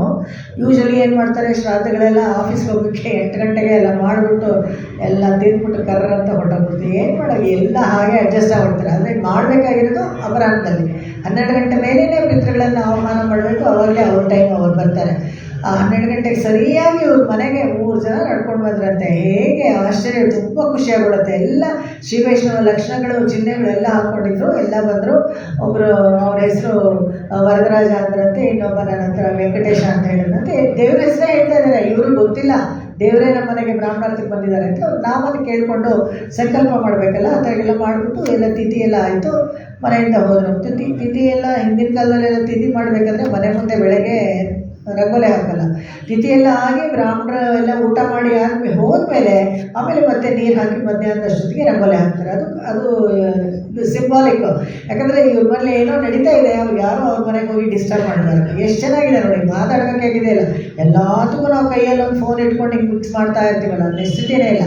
ಅದಾದಮೇಲೆ ನೀರು ಹಾಕಿ ರಂಗೋಲೆ ಹಾಕಿರ್ತಾರೆ, ಪರವಾಗಿಲ್ಲ ಬ್ರಾಹ್ಮಣರೆಲ್ಲ ಹೋಗಿದ್ದಾರೆ, ಅವ್ರ ಹತ್ರ ಏನಾದರೂ ನಾವು ಬೇಕಾದ್ರೆ ಹೋಗಿ ಮಾತಾಡ್ಬೋದು ಅಂತ. ಒಂದು ಅವ್ರಗಳು ಮನೆಯವರೆಲ್ಲ ತುಂಬ ಮಡಿಯಾಗಿರ್ತಾ ಇದ್ರು, ಅವಾಗೆಲ್ಲ ಹೋಗಿ ಅವ್ರನ್ನ ಡಿಸ್ಟರ್ಬ್ ಮಾಡಬಾರ್ದು. ಮತ್ತು ಬ್ರಾಹ್ಮಣರು ಊಟದ ಮಧ್ಯದಲ್ಲಿ ನಾವು ಹೋಗಿ ಕರಿಬಾರ್ದು. ಇದೆಲ್ಲ ಒಂಥರ ಹಾಗೆ ರೂಢಿನಲ್ಲಿ ಬಂದುಬಿಟ್ಟಿತ್ತು, ಎಲ್ಲರಿಗೂ ಗೊತ್ತಾಗ್ತಾ ಇತ್ತು ಆ ಥರ. ಆಮೇಲೆ ನೋಡ್ತಾರೆ, ಇವ್ರು ಬರ್ತಾರೆ, ಇವ್ರು ನೋಡೋಣ ಇವ್ರು ಏನು ಮಾಡಿದ್ದಾರೆ ಇವತ್ತು ಅಂತ. ಅದು ಶಾಸ್ತ್ರದಲ್ಲೇ ಅದಕ್ಕೂ ಇದೆ, ಇವ್ರಿಗೆ ಗೊತ್ತಿಲ್ಲ ಅಷ್ಟೇ. ಇವ್ರಿಗೆ ಗೊತ್ತಿಲ್ಲದೆ ಇರೋದ್ರಿಂದ ಇವ್ರನ್ನ ಕಾಡ್ತಾರೆ. ಯಾರಾದರೂ ಒಬ್ಬರಿಗೆ ನಿಜವಾಗ್ಲೂ ಶ್ರಾದ್ದ ಮಾಡೋಕ್ಕೆ ಆಗಲ್ಲ ಅಂತ ಇಟ್ಕೊಳ್ಳಿ, ಅಂದರೆ ಒಂದು ಎರಡು ಥರ ಇರ್ಬೋದು. ಈ ಥರ ಯಾರೂ ಸಿಗದೆ ಹೋದರೆ ಅಲ್ಲಿ ಒಂದು ದಿವಸ ಬ್ರಾಹ್ಮಣರು ಯಾರು ಸಿಗಲಿಲ್ಲ ಅಂದ್ಕೊಳ್ಳಿ, ಅಥವಾ ನಿಮ್ಮ ಹತ್ರ ದುಡ್ಡು ದ್ರವ್ಯಗಳೇ ಇಲ್ಲದೆ ಹೋದರೆ ಕೂಡ ಅವಾಗ ನನ್ನ ಕೈಲಿ 4 ಬೀದಿ ಸೇರುತ್ತಲ್ಲ, ಆ ಜಂಕ್ಷನಲ್ಲಿ ಹೋಗಿ ನಿಂತ್ಕೊಂಡು ಕೈ ಎರಡು ಮೇಲೆ ಎತ್ಕೊಂಡು ಜೋರಾಗಿ ಹೇಳಬೇಕಂತೆ, ಭಗವಂತ ಇವತ್ತು ನಾನು ನನ್ನಷ್ಟು ನತದೃಷ್ಟ ಯಾರೂ ಇಲ್ಲ, ಯಾಕೆಂತ ಹೇಳಿದ್ರೆ ನಮ್ಮ ಅಪ್ಪ ಅಮ್ಮನ ಶ್ರಾದ್ದ ನನಗೆ ಮಾಡೋಕ್ಕಾಗಲಿಲ್ಲ, ನೀನೇ ಕ್ಷಮಿಸ್ಬೇಕು ಅಂತ ಹೇಳಿಬಿಟ್ರೆ ಅವಾಗ ಅವನ್ನ ಕ್ಷಮಿಸ್ತಾರಂತೆ ಭಗವಂತ. ಅದಕ್ಕೂ ಶಾಸ್ತ್ರದಲ್ಲಿ ಎಲ್ಲದಕ್ಕೂ ದಾರಿ ಇದೆ. ಏನೋ ಆ ಥರ ಯಾರನ್ನೂ ಕಟ್ಟುನಿಟ್ಟಾಗಿ ಪನಿಷ್ ಮಾಡಿಬಿಡಲ್ಲ. ತಂದೆ ತಾಯಿಗಳು 4 ಕಣ್ಣು ಅಂತ ಇಟ್ಕೊಳ್ಳಿ, ತಂದೆದು 2 ಕಣ್ಣು, ತಾಯಿದು 2 ಕಣ್ಣು, ಮಗುನ ನೋಡಿಕೊಂಡ್ರೆ ಶಾಸ್ತ್ರಗಳು 1000 ಕಣ್ಣಲ್ಲಿ ನೋಡ್ಕೊಳ್ಳುತ್ತಂತೆ ಒಬ್ಬನ್ನ. ಪ್ರತಿಯೊಬ್ಬನು ಸಮಾಜದಲ್ಲಿರೋನ್ನ ಶಾಸ್ತ್ರಗಳು 1000 ಕಣ್ಣಲ್ಲಿ ನೋಡ್ಕೊಳ್ಳುತ್ತೆ, ಚೆನ್ನಾಗಿರ್ಬೇಕು ಅನ್ನೋ ಥರ. ಆ ಥರ ಆ ಶ್ರಾದ್ದ ಮಾಡಿದಾಗ ಬಂದು ನೋಡ್ತಾರೆ, ಎಲ್ಲ ನೀರು ಹಾಕಿ ರಂಗೋಲ. ಏನೋ ಸ್ವಾಮಿ ಹೆಂಗೆ ಮಾಡಿದ್ರಿ ನೀವು ಇದು ಅಂತ ಕೇಳ್ತಾರೆ. ಇಲ್ಲಮ್ಮ ಬಂದರು 3 ಜನ, ಆಯಿತು ತಿಥಿ ಎಲ್ಲ ಆಯಿತು ಅಂತ ಅಂದ್ಕೊಂಡು ಹೋಗ್ತಾರೆ ಇವ್ರು ಜಂಬವಾಗಿ. ಆಮೇಲೆ ಅಲ್ಲಿ ಬ್ರಹ್ಮೋತ್ಸವ ನಡೀತಾ ಇರಬೇಕಾದ್ರೆ ಇವರು ಮನೆ ಬೀದಿಗೆ ಹೋಗಬಾರ್ದು ಅಂತ ಮುಳ್ಳೆಲ್ಲ ಹಾಕ್ಬಿಡ್ತಾರೆ, ಬಹಿಷ್ಕಾರನೂ ಮಾಡಿರ್ತಾರಲ್ಲ, ಮುಳ್ಳು ಹಾಕ್ಬಿಟ್ಟು ತೇರು ಹೋಗಲ್ಲ, ತೇರು ಅಳ್ಳಾಡೋದೇ ಇಲ್ವಂತೆ, ನಿಂತ್ಕೊಂಡ್ಬಿಡುತ್ತಂತೆ ಅಲ್ಲೇ. ಅವಾಗ ಪುರೋಹಿತರ ಮೇಲೆ, ಅಯ್ಯೋ ಅರ್ಚಕರ ಮೇಲೆ ಭಗವಂತ ಬಂದು ಕೇಳ್ತಾನಂತೆ, ಎಲ್ಲಿ ಅವನು ಚಕ್ರವರ್ತಿ ಇವರೆಲ್ಲ ಅಂತ. ಅಯ್ಯೋ ಅವ್ನು ರೊಬ್ಬ ಕೊಲ್ಲ, ಅವ್ನು ಕೆಟ್ಟವನು, ಯಾರ್ದೋ ಹೆಣಕ್ಕೆ ಸಂಸ್ಕಾರ ಮಾಡ್ತಿದ್ದಾನೆ, ಅದಕ್ಕೆ ನಾವು ಅವನ್ನ ಬಹಿಷ್ಕಾರ ಹಾಕಿದ್ದೀವಿ ಅಂತ ಹೇಳ್ತಾರಂತೆ ಜನರೆಲ್ಲ. ಅವಾಗ ನಾಟಕ ಕೊಲ್ಲಾನ್ ನಮಕ್ಕೆ ನಲ್ಲಾನ್ ಅಂತ ಹೇಳ್ತಾನಂತೆ ಭಗವಂತ. ಅದೇ ನಲ್ಲಾನ್ ಚಕ್ರವರ್ತಿ ವಂಶಕ್ಕೆ ನಲ್ಲಾನ್ ಚಕ್ರವರ್ತಿ ಅಂತೆಲ್ಲ ಹೇಳ್ತೀವಲ್ಲ, ಆ ವಂಶ ಹೇಗೆ ಬಂತು ಅಂದರೆ ಹೀಗೇನೆ. ಇನ್ನೂ ಒಂದು ಈ ನಲ್ಲಾನ್ ಚಕ್ರವರ್ತಿಗೆ ಒಂದು ಹಿರಿಮೆ ಏನಪ್ಪ ಅಂತ ಹೇಳಿದ್ರೆ, ಇವರು ಉದಕಮಂಡಲಂ ಊಟಿ ಇದೆಯಲ್ಲ, ಆ ಪ್ರದೇಶದಲ್ಲಿ ಇದ್ದವರು. ಭಗವದ್ ರಾಮಾನುಜರು ಯಾವಾಗ ಇದರಿಂದ ತಲೆಮರೆಸ್ಕೊಂಡು ಬರ್ತಾರಲ್ಲ ಶ್ರೀರಂಗದಿಂದ, ಬಂದಾಗ ಈ ನಲ್ಲಾನ್ ಚಕ್ರವರ್ತಿ ಫ್ಯಾಮಿಲಿನೇ ಅವ್ರಿಗೆ ಪಾಪ ಎಲ್ಲ ಊಟ ತಿಂಡಿ ವಸತಿ ಎಲ್ಲವನ್ನ ಏರ್ಪಡಿಸ್ಕೊಟ್ಟು ಕರ್ನಾಟಕದವ್ರಿಗೂ ಹೊರಗೆ ಸೌಲಭ್ಯ ಎಲ್ಲ ಏರ್ಪಡಿಸ್ಕೊಡ್ತಾರೆ. ಯಾಕಂದರೆ ಅವ್ರಿಗೊಂದು ಸಾಮಂತರಾಜ ತುಂಬ ಗುರುತಿರ್ತಾನೆ, ಅವ್ರ ಮೂಲಕ ಎಲ್ಲ ಇವರಿಗೆ ಗಾಡಿಗಳಲ್ಲಿ ದವಸ ಧಾನ್ಯ ಎಲ್ಲ ಕಟ್ಟಿಸ್ಕೊಟ್ಟು ಈ ಥರ ಎಲ್ಲ ಬರ್ತಾರೆ. ಆ ಥರ ತೋಳ್ಬಳಿಗೆ ಅಂದರೆ ಶಂಖಚಕ್ರ, ಈ ಮಾರ್ಕ್ ಇದ್ದಿದ್ದನ್ನು ನೋಡಿ ಅವರಿಗೆ ಒಳ್ಳೆ ಸಂಸ್ಕಾರ ಸಿಕ್ತು ಅಂತ. ಹಾಗೆ ಆಮೇಲೆ ಭಗವಂತ ಅಲ್ಲಿ ಕೋಪಿಸ್ಕೊಂಡ್ಮೇಲೆ ಇವರು ತೇರು ಅವ್ರ ಮನೆಗೆ ಹೋಗುತ್ತೆ, ಕರೆದು ನಲ್ಲಾನ್ ಚಕ್ರವರ್ತಿನ ತೀರ್ಥಶಟಾರಿಗೆ ಕೊಟ್ಟ ಮೇಲೆ ತೇರು ಮುಂದಕ್ಕೆ ಹೋಗುತ್ತೆ. ಆ ಥರ ಅದನ್ನೆಲ್ಲ ವರಲಾಕ್ನಲ್ಲೇ ಎಲ್ಲ ಇದೆ. ತೋಡೆ ಅಂತ ಹೇಳ್ತಾರೆ. ತೋಡೆ ಅಂದರೆ ಕಿವಿಗೆ ವಾಲಗಳು ಹಾಕೋತೀವಲ್ಲ ಅದು. ಇದು ತೋಡೆ ಅಂತ ಹೇಳ್ಬೇಕಾದ್ರೆ ತಿರುಮಂತ್ರ 3 ಇದೆಯಲ್ಲ, ಆ ತೋಡೆ.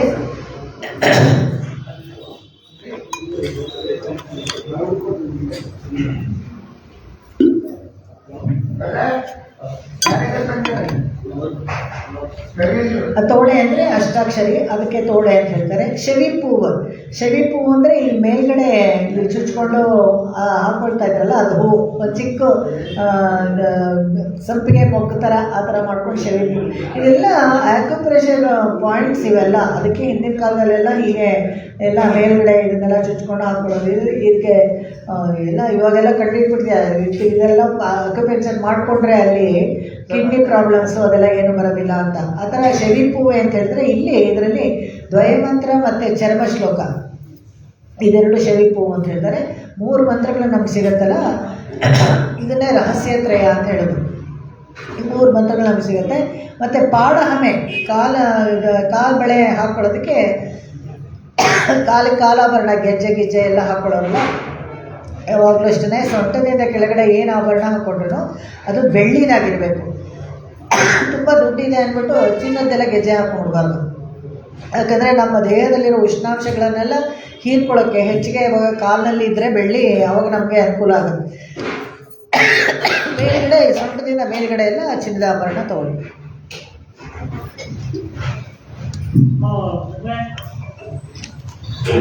ಅದನ್ನು ಹೇಳ್ತಾರೆ ಪಾಡಹಮೆ ಚರ್ಮ ಶ್ಲೋಕ. ಅದು ಪಲ್ಕಲನಂ ಅಂತ ಹೇಳಿದ್ರೆ ಅನೇಕ ಆಭರಣಗಳು. ಏನು ಅನೇಕ ಆಭರಣಗಳು ಅಂದರೆ ಎಲ್ಲ ಥರ ಪೂರ್ವಾಚಾರ್ಯರಿಂದ ನಾವು ಕಲ್ತ್ಕೊಂಡಿರ್ತೀವಲ್ಲ ಸ್ತೋತ್ರ ಪಾಠಗಳು, ಅದನ್ನು ಎಲ್ಲ ಪಲ್ಕಲನಂ ಅಂತ. ಆಡೆ ಉಡುಪು ಯಾವ ಥರ ಆಡೆ ಉಡುಪು ಅಂದರೆ ಶೇಷವಸ್ತ್ರ.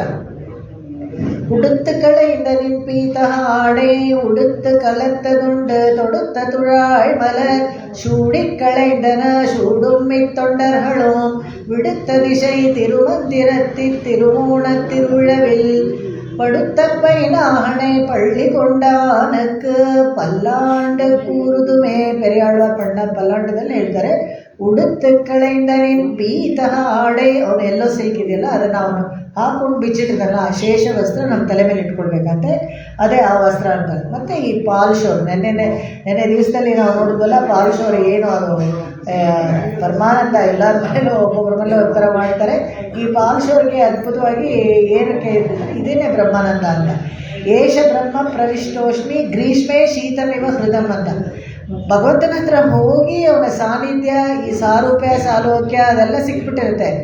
ಆ ಸಾಯುಜ್ಯ ಸಿಗಬೇಕಲ್ಲ, ಅವನ ಥರನೇ ಆನಂದ ಸಿಗತ್ತಲ್ಲ, ಅದು ಹೇಗೆ ಪರಬ್ರಹ್ಮ ಏಷ ಬ್ರಹ್ಮ ಪ್ರವಿಷ್ಟೋಷ್ಮಿ, ಅವನ ಜೊತೆಗೆ ಸೇರಿಕೊಂಡು ಜೊತೆಗೆ ತಿನ್ನೋದು, ತುಂಬ ಬೇಕಾದವ್ರ ಜೊತೆಗೆ ಬಂದಾಗ ಅವ್ರ ಜೊತೆಗೆ ಕೂತ್ಕೊಂಡು ಊಟ ಮಾಡೋದು ಏನೋ ಒಂಥರ ಸಂತೋಷ.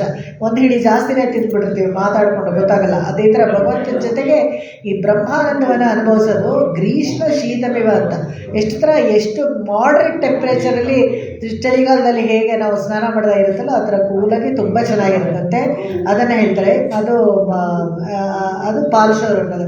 ಈ ಪಾಲ್ಶೋರು ಅಂತ ನೆನೆ ಹೇಳ್ತಲ್ಲ, ಅದನ್ನು ಹೀಗೆ ಹಾಲಲ್ಲೇ ಎಲ್ಲ ಬೇಯಿಸ್ಬಿಟ್ಟು ಅನ್ನವನ್ನು ಇದು ಮಾಡೋದು. ಅದು ಸ್ನಿಗ್ಧವಾಗಿರಬೇಕು ಅಂತ. ಸ್ನಿಗ್ಧ ಅಂದರೆ ಮೂಡನೆ ಪೇಯ್ದು ಮುಳಂಗೈ ವಳಿವಾರ ನೆನೆ ಹಾಡಲ್ಲಿ ಹೇಳಿದಲ್ಲ, ಅದು ಮೇಲೆ ಶಕ್ಕರೆ ಪೊಂಗಲ್ ಮಾಡಿ ಅದರ ಮೇಲೆ ಫುಲ್ಲು ಕಾಣಿಸ್ದೇ ಇರೋ ಥರ ತುಪ್ಪ ಸವರಬೇಕು ಅಂತ. ಆ ಥರ ಮಾಡಿದ್ರೇ ಶಕ್ಕರೆ ಪೊಂಗಲೆಲ್ಲ ಟೇಸ್ಟಿಯಾಗಿರೋದು. ಇಲ್ಲಾಂದರೆ ಯಾಕೆ ನಾವು ಮಾಡ್ತೀವಿ ಚೆನ್ನಾಗೇ ಆಗಲ್ಲ ಅಂದರೆ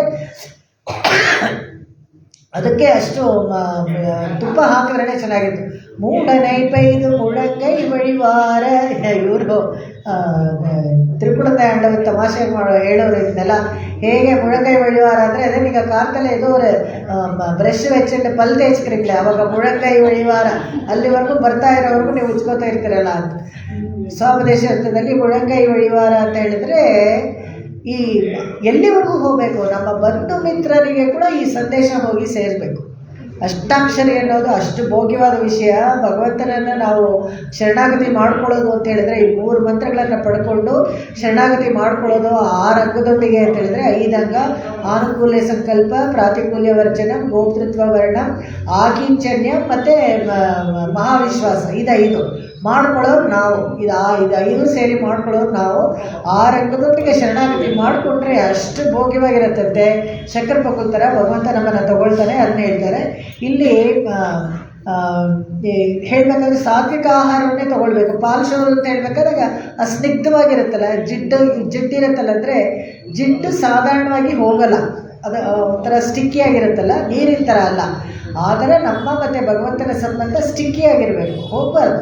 ಇವತ್ತಾಯಿತು ನಮ್ಮ ಕೆಲಸ, ನಾಳೆ ನೀನು ಯಾರೋ ಗೋವಿಂದ, ನಾನು ಬೇರೆ ಗೋವಿಂದ ಅಂತ ಆ ಕಡೆ ಹೋಗ್ಬಿಡಬಾರ್ದು. ಅವನು ಸ್ನಿಗ್ಧವಾಗಿರಬೇಕು, ಅಂಟುಕೊಂಡಾಗಿರಬೇಕು. ಅದಕ್ಕೆ ಆ ಜಿಡ್ಡು ಮೂಡನೆ ಇದೆ ಮುಳಂಗೈ ವಳಿವಾರ ಅದನ್ನು ಹಾಡ್ತಾರೆ ಇಲ್ಲಿ.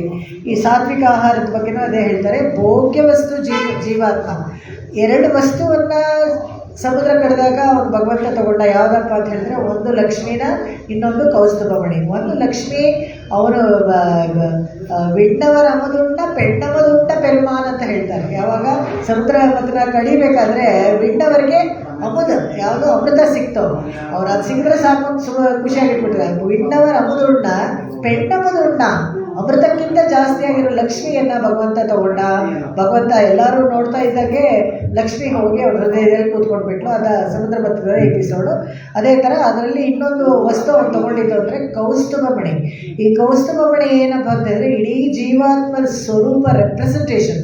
ಅದನ್ನು ಕೂಡ ಹೃದಯಕ್ಕೆ ಹತ್ತಿರದಲ್ಲಿ ಇಟ್ಕೊಂಡಿದ್ದಾನಂತೆ ಭಗವಂತ. ನಾವು ಬೇಕಾದರೆ ಭಗವಂತನನ್ನು ಮರೆತುಬಿಡ್ತೀವಿ, ಆದರೆ ಅವನು ತನ್ನ ಹೃದಯಕ್ಕೆ ಹತ್ತಿರ ಇಟ್ಕೊಂಡಿದ್ದಾನೆ. ಆಮೇಲೆ ಎಲ್ಲರ ಹೃದಯದ ಒಳಗೂ ಇದ್ದಾನೆ, ಅಂತರ್ಯಾಮಿಯಾಗಿ ಭಗವಂತ ಎಲ್ಲರಲ್ಲೂ ಇದ್ದಾನೆ. ಅಂತರ್ಭವಿಷ್ಯ ತತ್ಸರ್ವ ಎಲ್ಲದರಲ್ಲೂ ಇದ್ದಾನೆ. ಒಂದು ಅಂತರ್ಯಾಮಿಯಾಗಿರೋ ಒಂದು ತತ್ವನೂ ಅದು ಭಗವಂತನ ತತ್ವ. ಎಲ್ಲದರಲ್ಲೂ ಒಳಗೂ ಹೊರಗೂ ಇದ್ದಾನೆ, ಅಂತರ್ಯಾಮಿಯಾಗಿ ಭಗವಂತ ಇದ್ದಾನೆ ಅಂತ. ಈ ಥರ ಇದನ್ನು ಹೇಳಿ ನಿನ್ನೆ ದಿವಸ 100 ತಡ ಮಾಡಿದ್ರಲ್ಲ ಆ ಉತ್ಸವಕ್ಕೂ ಒಂದು ವಿಶೇಷವಾಗಿ ಅರ್ಥ ಹೇಳಿದ್ರು ರಾಮಾನುಜರು. ಅದು ನೆನ್ನೆನೇ ಹೇಳಿಬಿಟ್ಟಿದೆ, ಅದು ಅಲ್ಲಿಗೆ ಬಿಡೋಣ. ಇವತ್ತಿನ ಪಾಶುರ ತೊಗೊಳ್ಳೋಣ. ಇದಿಷ್ಟು ತುಂಬ ಮುಖ್ಯ. ಈ ಶೂಡಹಮೆ, ತೋಳ್ಬಳೆ, ತೋಡೆ ಶವಿಪು ಎಲ್ಲ ಇವೆಲ್ಲ ಏನು ಯಾಕೆ ಕೇಳಿಬಿಟ್ಟು ಈ ಥರ ಬ್ರಹ್ಮಾಲಂಕಾರವನ್ನೆಲ್ಲ ಮಾಡ್ತಾರೆ. ಮಾಡಿಬಿಟ್ಟು ಕಳಿಸ್ಬೇಕು ಅಂತ. ಅದೇ ಥರ ನಾವು ಪಾರ್ಥಿವ ಶರೀರಕ್ಕೆ ಒಂದು ಬ್ರಹ್ಮಾಲಂಕ ಮಾಡ್ತೀವಿ. ಯಾವಾಗಲೂ ಅಷ್ಟೇ, ಯಾರಾದರೂ ಕಾಲು ಹಾಕ್ಬಿಟ್ಟಿದ್ರೆ ಅವರಿಗೆ ಸಂಸ್ಕಾರ ಮಾಡೋಕ್ಕೆ ಮುಂಚೆ ಆ ಪಾರ್ಥಿವ ಶರೀರಕ್ಕೂ ಇದೇ ಥರ ಅಲಂಕಾರ ಮಾಡಿ ಕಳಿಸ್ತೀವಿ. ಯಾಕೆ ಅಂತ ಹೇಳಿದ್ರೆ, ಸ್ನಾನ ಮಾಡಿಸಿ ನಾಮಗಳನ್ನಿಟ್ಟು, ದ್ವಾದಶ ನಾಮ ಎಲ್ಲ ಇಟ್ಟು, ಪರಿವಟ್ಟ ದೇವಸ್ಥಾನಕ್ಕೆ ಪರಿವಟ್ಟ ಸಿಕ್ಕಿದ್ರೆ ಉಡುತಗಳಿಂದ ನಿನ್ನ ಪೀತ ಹಾಡೆ ಅದನ್ನು ಕಳಿಸಿ ತಿರುನಾಮ ಎಲ್ಲ ಇಟ್ಟು ಯಾಕೆ ಕಳಿಸ್ಬೇಕು ಅಂದರೆ ಅಂತ್ಯೇಷ್ಟಿ ಅಂತ. ಅದು ಅಂತ್ಯೇಷ್ಟಿ ಅಂತ ಹೇಳಿದ್ರೆ ಕೊನೆ ಯಜ್ಞ ಮಾಡೋದು. ಇದನ್ನೆಲ್ಲ ಅಂದರೆ ಹೇಗೆ ಬ್ರಹ್ಮಚಾರಿಯಾದಾಗ ಯಾವಾಗ ಅಗ್ನಿ ಕಾರ್ಯ ಶುರು ಮಾಡ್ತಾನೋ, ಮದುವೆ ಆದಾಗ ಗ್ರಾಗಪತ್ಯ ಅಗ್ನಿ ತಗೊಳ್ತಾನೆ, ಪತ್ನಿ ಜೊತೆಗೆ ಆ ಅಗ್ನಿ ಸ್ವೀಕಾರ ಮಾಡಿ ಅದರಲ್ಲಿ ಸ್ಥಾಲಿಪಾಕ ಮಾಡಿ ಗೃಹಪ್ರವೇಶ ಮಾಡ್ಕೋಬೇಕು. ಅಗ್ನಿ ಸಮೇತ ಮನೆಗೆ ಗೃಹಪ್ರವೇಶ ಮಾಡಬೇಕು. ಗೃಹಪ್ರವೇಶ ಎಲ್ಲ ಮಾಡಬೇಕಾದ್ರೆ ಹಸು ಅಗ್ನಿ ಇದನ್ನೆಲ್ಲ ತೊಗೊಂಡು ಹೋಗ್ತೀವಲ್ಲ. ಹೇಗೆ ಅಂದರೆ ಮದುವೆ ಮಾಡ್ಕೊಂಡಿದ್ದ ದಿವಸ ಗೃಹಪ್ರವೇಶ, ಇವಾಗೆಲ್ಲ ಅಲ್ಲ ಗೃಹಪ್ರವೇಶ ಏನಿಲ್ಲ ಪರವಾಗಿಲ್ಲ ಅಲ್ಲೇ ಮಾಡಿಮೇಲೆ ರೂಮಲ್ಲಿ ಹೋಗಿ ಮಾಡಿಬಿಡಿ ಅಂತ ಹೇಳ್ತಾರಲ್ಲ, ಅವ್ರ ಮನೆಗೆ ಈ ಅಗ್ನಿಯನ್ನು ತೊಗೊಂಡು ಹೋಗಬೇಕು. ಈ ಅಗ್ನಿಯನ್ನು 5 ದಿವಸ ಕಾಲ ಅದನ್ನು ಕಾಪಾಡಬೇಕು. ಯಾವಾಗಲೂ ಅಷ್ಟೇ, ಅದು ಮೊದಲನೇ ದಿವಸದ ಫಂಕ್ಷನ್ ರಾತ್ರಿ ಇಟ್ಕೊಳ್ತಾರಲ್ಲ, ಅದನ್ನ 5 ದಿವಸ ಆದಮೇಲೆ ಇಟ್ಕೊಳ್ಬೇಕು. ಮಧ್ಯದಲ್ಲಿ ಒಂದು ಗಂಧರ್ವ ದಂಡ ಅಂತ ಇರ್ತಾರೆ, ಒಟ್ಟಿಗೆ ಮಲ್ಕೊಳ್ತಾರೆ ಮದುವೆ ಆಗಿದ್ದ ವಧು ಮತ್ತು ವರಗಳು. ಆದರೆ ಅವರು ಎಷ್ಟು ಸಂಯಮವಾಗಿರಬೇಕು ಅಂತ ಹೇಳಿದ್ರೆ 5 ದಿವಸ ಅವರು ಸೇರುವಾಗಿಲ್ಲ. ಈ ಮಂತ್ರಗಳೆಲ್ಲ ಪಕ್ವವಾಗಬೇಕು ಅಂತ ಹೇಳ್ತಾರೆ. ಯಾಕೆ ಅಂತ ಹೇಳಿದ್ರೆ, ಒಳ್ಳೊಳ್ಳೆ ಮಂತ್ರಗಳನ್ನು ವೇದ ಮಂತ್ರಗಳನ್ನೆಲ್ಲ ಹೇಳಿ ಮದುವೆ ಮಾಡಿಸಿದ್ರೆ ಅವ್ರು ಕೇಳ್ಕೊಂಡಿದ್ರೆ ಇದೆಲ್ಲನೂ ಬ್ರ್ಯಾಕೆಟಲ್ಲಿ ಇಫ್ಸ್ ಬಟ್ಸ್. ಯಾಕೆಂದರೆ ಎಷ್ಟೋ ಜನ ಮನೆಯಲ್ಲಿ ಸಿಂಪಲಾಗಿ ಆಗ್ಬಿಡ್ಬೇಕು, ಸರ್ ನಮ್ಮ ಮಗನ ಜಾಸ್ತಿ ಟೈಮ್ ಇಲ್ಲ, ರಿಜಿಸ್ಟ್ರಾರ್ ಬಂದ್ಬಿಡ್ತಾರೆ, ಅವನ ಹತ್ರ ಸೈನ್ ಮಾಡಬೇಕು, ಅಮೇರಿಕಾಗೆ ಹೋಗಬೇಕು, ವೀಸಾ, ಇದನ್ನೇ ನೋಡ್ತಾ ಇದ್ದೀವಿ. ಹೀಗೆ ಹೇಳಿ ಹೇಳಿ ಎಲ್ಲ ಕೆಟ್ಟು ಕುಟ್ಟಿ ಚೋರಾಗ್ಬಿಟ್ಟು ಏನು ಮಾಡೋದು? ಎಲ್ಲರಿಗೂ ಅವಸರನ, ಮದುವೆ ಮಾಡ್ಕೊಳ್ಳೋ 1 ದಿವಸನೂ ಅವಸರನ. ಯಾಕೆ ಅವಸರ ಮಾಡ್ತೀರಾ? ನಿಧಾನವಾಗಿ ಹೇಳಿ ಮಂತ್ರಗಳಂತ ಕೇಳಬೇಕು. ಮಂತ್ರಗಳೆಲ್ಲನೂ ಹೇಗೆ ಅಂದರೆ ಒದ್ದೆಯಾಗಿರುತ್ತಲ್ಲ ನಮ್ಮ ಶರೀರ, ಅದರೊಳಗೆ ಕಿವಿಯಿಂದ ಒಳಗಡೆ ಹೋಗಿ ಅದ್ರ ಕೆಲಸ ಮಾಡುತ್ತೆ. 3 ತಿಂಗಳಾದಮೇಲೆ ನೀವು ಆಮೇಲೆ ನೋಡಿ ಉತ್ತಮವಾದ ಪ್ರಜೆ ನಮಗೆ ಹುಡ್ತಾರೆ. ಯಾರು ಇಂಪಾರ್ಟೆಂಟೇ ಇಲ್ಲ. ಹಿಂದಿನ ಕಾಲದಲ್ಲಿ ನೋಡಿದ್ದೀರಾ ಯಾರಾದರೂ ಹೋಗಿ IVF ಸೆಂಟರ್ನಲ್ಲಿ ಕ್ಯೂನಲ್ಲಿ ನಿಂತ್ಕೊಂಡಿರೋದು? ಯಾಕೆ ಇವಾಗ ಯಾಕೆ ಈ ಥರ ಒದ್ದಾಡ್ತಾ ಇದ್ದಾರೆ ಎಲ್ಲರೂ? ಕಾರಣ ಇದೇನೆ, ಎಲ್ಲ ವಿಶ್ವಾಸ ಕಳ್ಕೊಂಡ್ಬಿಟ್ಟಿದ್ದಾರೆ. ಮಂತ್ರಗಳಿಗೆ ಯಾರು ಗೌರವ ಕೊಡೋದಿಲ್ಲ, ಯಾರಿಗೂ ಬೇಕಾಗಿಲ್ಲ. ನಿಮಗೆ ಡೆಕೋರೇಷನ್ ಬೇಕಾದ್ರೆ ಅದಕ್ಕೆ ಖರ್ಚು ಮಾಡ್ತಾರೆ, ಅವರಿಗೆ ಊಟಕ್ಕೆ ಖರ್ಚು ಮಾಡ್ತಾರೆ, ಚೌಟ್ರಿಗೆ ಖರ್ಚು ಮಾಡ್ತಾರೆ, ಎಲ್ಲ ಮಾಡ್ತಾರೆ. ಒಳ್ಳೆ ಮಂತ್ರ ಹೇಳೋ ಪುರೋಹಿತನ ಕರೆಸಿದ್ರೆ ಅವ್ರಿಗೆ ಅಷ್ಟುಂತ ಅದು ಹೇಳಬೇಕು. ಅವರ ಮಂತ್ರಿ ಸಿದ್ಧಿಯಾಗಿರೋ ಹತ್ರ ಕರೆಸಿ ಆ ಮಂತ್ರಗಳನ್ನೆಲ್ಲ ಕೇಳಿದ್ರೆ ಉತ್ತಮ ಪ್ರಜೆ ನಮಗೆ ಹುಡ್ತಾರೆ. ಆ ಥರ ಇದನ್ನೆಲ್ಲ ಅಲ್ಲಿ ವಿಶ್ವಾಸ ಇರಬೇಕು. ಆ ವಿಶ್ವಾಸ ಇದ್ದರೆ ಖಂಡಿತವಾಗ್ಲೂ ಮಂತ್ರಗಳೆಲ್ಲ ಕೆಲಸ ಮಾಡುತ್ತೆ. ನಾನು ಹೇಳಿದ್ದಲ್ಲ, ಅವತ್ತು ನೀರು ಕೂಡ ಬೇಕಾದರೆ ವರ್ಣಮಂತ್ರ ಹೇಳಿ ಬಾವಿಯಿಂದ ಮೇಲಕ್ಕೆ ವಿತೌಟ್ ಹಗ್ಗ ಇಲ್ಲದೇ ನೀರನ್ನು ಮೇಲಕ್ಕೆ ತರ್ಬೋದು. ಈ ಥರ ಅದು ಶೂಡಗಮೆ ತೊಂಬಳೆ ಎಲ್ಲ ಕೇಳಿದ್ರು. ಬ್ರಹ್ಮಾನಂದವನ್ನು ಭಗವಂತನ ಜೊತೆಗೆ ಅನುಭವಿಸೋಕ್ಕೆ ಆ ಪಾಲ್ಸವರನ್ನು ಗುರುತಾಗಿ ಹೇಳಿದ್ರು. ಇವಾಗ ಈ ಕರವ ಹೇಳ್ತಿದ್ದ ಕಾನನ್ ಈ ಪಾಶ್ರವನ್ನು ನೋಡೋಣ, ಇವತ್ತಿನ ಪಾಶ್ರವನ್ನು. ನೆನ್ನೆ ನನಗೆ ಸಮಾಧಾನ ಆಗಲಿಲ್ಲ, ಯಾಕಂದರೆ ಈ ವಿಷಯನ ಹೇಳಬೇಕು ನಾವು. ಈ ವಿಷಯನ ಏನಕ್ಕೆ ಇಟ್ಕೊಳ್ತಾರೆ, ನಾವು ಏನು ಮಾಡ್ತಾರೆ, ಯಾಕೆ? ಆಮೇಲೆ ಕೊನೆಯಲ್ಲಿ ನಾನು ಇವಾಗ ಅಂತ್ಯೇಷ್ಟಿ ಅಂತ ಹೇಳಿದ್ಮೇಲೆ ಅವಾಗ ಯಾಕೆ ಅಲಂಕಾರ ಮಾಡಬೇಕು? ಹಾಗೆ ಕೊಟ್ಟು ನಾವು ಬಾಡಿನ ಡೊನೇಟ್ ಮಾಡಿಬಿಟ್ವಿ, ಎಲ್ಲಿಗೋ ಕಣ್ಣನ್ನು ಡೊನೇಟ್ ಮಾಡಿದ್ವಿ, ಇದು ಮಾಡಿದ್ವಿ, ಇದೆಲ್ಲ ಮಾಡಿ ಪರವಾಗಿಲ್ಲ. ಯಾಕೆ ಅಂತ ಹೇಳಿದ್ರೆ ಅದು ಯಾರು ಡೊನೇಟ್ ಮಾಡಿರ್ತಾರೋ ಅವ್ರು ದಯವಿಟ್ಟು ನೋಡ್ಕೊಳ್ಳಿ. ಆಮೇಲೆ ಅವ್ರಿಗೆ ಈ ಥರ ಅಂತ್ಯ ಸಂಸ್ಕಾರ ಮಾಡಬೇಕಾದ್ರೆ ಪ್ರಾಯಶ್ಚಿತ್ತ ಮಂತ್ರ ಇದೆ ನಮ್ಮ ಇದರಲ್ಲಿ, ಬ್ರಹ್ಮಸೂತ್ರದಲ್ಲಿ ಪ್ರಾಯಶ್ಚಿತ್ತ ಮಂತ್ರ ಇದೆ. ಯಾಕಂದರೆ ಎಲ್ಲೋ ಹೋಗಿ ಯಾರೋ ಅಂಗವೈಕಲ್ಯರಾಗಿದ್ದರೆ ಅವ್ರಿಗೆ ಸಂಸ್ಕಾರ ಮಾಡಬೇಕಾದ್ರೆ ಅದಕ್ಕೊಂದು ಪ್ರಾಯಶ್ಚಿತ್ತ ಮಂತ್ರ ಇದೆ. ಪುರೋಹಿತರಿಗೆ ಹೇಳಿ ಆ ಮಂತ್ರ ಹೇಳಿ ಸಂಸ್ಕಾರ ಮಾಡಿ. ಕಿವಿನೋ ಕಣ್ಣೋ ಯಾರಿಗೋ ಕೊಟ್ಟಿರ್ತೀರ ಅಂದರೆ ಇರಲಿ ಪರವಾಗಿಲ್ಲ. ಆದರೆ ಶಾಸ್ತ್ರ ಹೇಳುತ್ತೆ ಕೊಡಬಾರ್ದು ಅಂತ. ಯಾರಿಗಾದ್ರೂ ಒಬ್ರು ಕಣ್ಣಿಲ್ಲ, ಅವ್ರು ಕಷ್ಟಪಡ್ತಾ ಇದ್ದಾರೆ ಅಂದರೆ ಅವನಿಗೆ ಶಿಕ್ಷೆ ರೂಪದಲ್ಲಿ ಬಂದಿರೋದು, ಅವನ ಕರ್ಮ ಅವನು ಅನುಭವಿಸ್ಬೇಕು ಅಂತ. ನಾನು ದೇಹನೇ ಡೊನೇಟ್ ಮಾಡಿಬಿಡ್ತೀನಿ ಇಡೀ ಏನು ಅಂದ್ಕೊಂಬಿಟ್ಟಿದ್ದೀರಾ? ಎಲ್ಲ ದೇಹನ ಡೊನೇಟ್ ಮಾಡಿ MS ರಾಮಯ್ಯಗೋ ಇನ್ನೊಬ್ರಿಗೋ ಅವರೆಲ್ಲ ಅದನ್ನು ಅಚ್ಚುಕಟ್ಟಾಗಿ ಕರೆಕ್ಟಾಗಿ ಉಪಯೋಗಿಸ್ತಾರೆ ಅಂತ ನಿಮಗೇನು ಗೊತ್ತು? ಅವ್ರು ಇನ್ನೂ ಮನೆಯವ್ರು ನೋಡೋಕ್ಕೆ ಮುಂಚೆನೇ 6 ಗಂಟೆ ಕಾಲಕ್ಕೆ ಮುಂಚೆ ತೊಗೊಂಡೋಗಿ ಎಲ್ಲ ಆರ್ಗನ್ಸ್ ಮಾರ್ಕೊಳ್ತಾರಂತೆ. ಇದೆಲ್ಲ ಒಂದು ದೊಡ್ಡ ರ್ಯಾಕೆಟು. ಮತ್ತು ಅವ್ರಿಗೇನು ಸಂಸ್ಕಾರ ಆಗ್ತದೆ ಅಂದರೆ ಇದಕ್ಕೆ ಏನು ಹಾಗಾದರೆ ಏನು ಅರ್ಥ? ಎರಡೂ ಇದೆ. ಉಪಕಾರ ಮಾಡಬಾರ್ದು ಅಂತ ಕೇಳಬೇಡಿ ನೀವು, ಉಪಕಾರ ಮಾಡಬೇಕು. ಆದರೆ ಒಂದು ವ್ಯವಸ್ಥೆ ಅಂತ ನಮ್ಮ ಶಾಸ್ತ್ರೀಯವಾಗಿ ಸನಾತನ ಧರ್ಮದಲ್ಲಿ ಯಾಕೆ ಇಟ್ಟಿದ್ದಾರೆ ಅಂತ ಹೇಳಿದರೆ, ಕರ್ಮ ಅಂತ ಒಬ್ಬರಿಗಿರುತ್ತೆ. ಆ ಕರ್ಮವನ್ನು ಸವಿಸಬೇಕಾದ್ರೆ ಈ ಥರ ಕಂಜಾ ಭವಂತಿ ಕಾಣಾ ಭವಂತಿ ಅಂತ ಇದೆ, ಸಹಸ್ರ ಸಾರದಲ್ಲಿ ಹೇಳ್ತಾರೆ.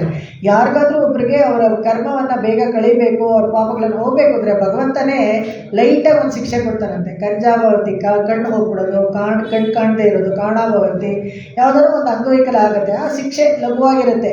ಅದೇನು ನಾವು ಮೋಕ್ಷದಲ್ಲಿ ಹೋಗಿ ಅನುಭವಿಸೋ ಸುಖಕ್ಕೆ ಕಂಪೇರ್ ಮಾಡಿದ್ರೆ ಏನೇನೂ ಇಲ್ಲ ಅದು. ಸೊ ಅದು ಲಘುವಾಗಿರುತ್ತೆ ಆ ಶಿಕ್ಷೆ. ಅದು ಅನುಭವಿಸಿದ್ರೆ ಆ ಕರ್ಮ ಇಲ್ಲಿ ಕಳೆದೋಗುತ್ತೆ, ಪ್ರಾರಬ್ಧ ಕರ್ಮ ಇಲ್ಲಿ ಕಳೆಯುತ್ತೆ. ಅಂದರೆ ಆ ವಿಶ್ವಾಸ ಇರಬೇಕು. ನಾವು ಇವರೇನು ಹೇಳ್ತಾರೆ, ಇವರೇನು ಹೋಗಿ ನೋಡಿದ್ರ ಅಂತ ಹೇಳ್ತಾರೆ. ಯಾರೂ ಹೋಗಿ ನೋಡಿಲ್ಲ, ಯಾರೋ ಅಂತ ಹೇಳ್ತಾ ಇದ್ರು. ಈ ಶರಣಾಗತಿ ಮಾಡಿಸ್ಕೊಳ್ಬೇಕಾದ್ರೆ ಯಾರು ಪಾತ್ರತ ಅವ್ರಿಗೆ ಮೋಕ್ಷ ಇರ್ತದಾನ ಇಲ್ಲೇ ಅಂತ ಇಟ್ಕೋ. ಇವಾಗ ಇಲ್ಲ, ಯಾರು ಇವಾಗ ಹೇಳಿದ್ರಲ್ಲ ಮೋಕ್ಷದಲ್ಲಿ 500 ಅಪ್ಸರಸ್ತ್ರೀ, ಅವ್ರಿಗೋಸ್ಕರ ಆದರೂ ಹೋಗ್ಬಿಡ್ಬೇಕು ಅಲ್ಲಿ ಇಲ್ವಂತೆ. ಯಾರಾದರೂ ಬಂದು ಹೇಳಿದಾರ ಅಲ್ಲಿ ಇಲ್ವಂತೆ ಅಂತ? ಇದೆ ಅಂತ ಯಾರು ಹೇಳಿದ್ರು? ಭಾಷ್ಯಕರು ಹೇಳಿದರು. ಎಲ್ಲ ಗದ್ಯತ್ರಯ 3 ಬರೆದುಕೊಟ್ಟಿದ್ದಾರೆ. ಶ್ರೀರಂಗ ಗದ್ಯ, ಶರಣಾಗತಿ ಗದ್ಯ ಮತ್ತು ವೈಕುಂಠ ಗದ್ಯ. 3 ಗದ್ಯ. ವೈಕುಂಠ ಗದ್ಯದ ತೊಗೊಂಡು ನೋಡಿ, ವರ್ಚುವಲ್ ಟೂರ್ ಆಫ್ ವೈಕುಂಠ. ಅವ್ರಿಗೇನು ಬೇಕಾಗಿದೆ ನಮಗೆ ಸುಳ್ಳು ಹೇಳಿ?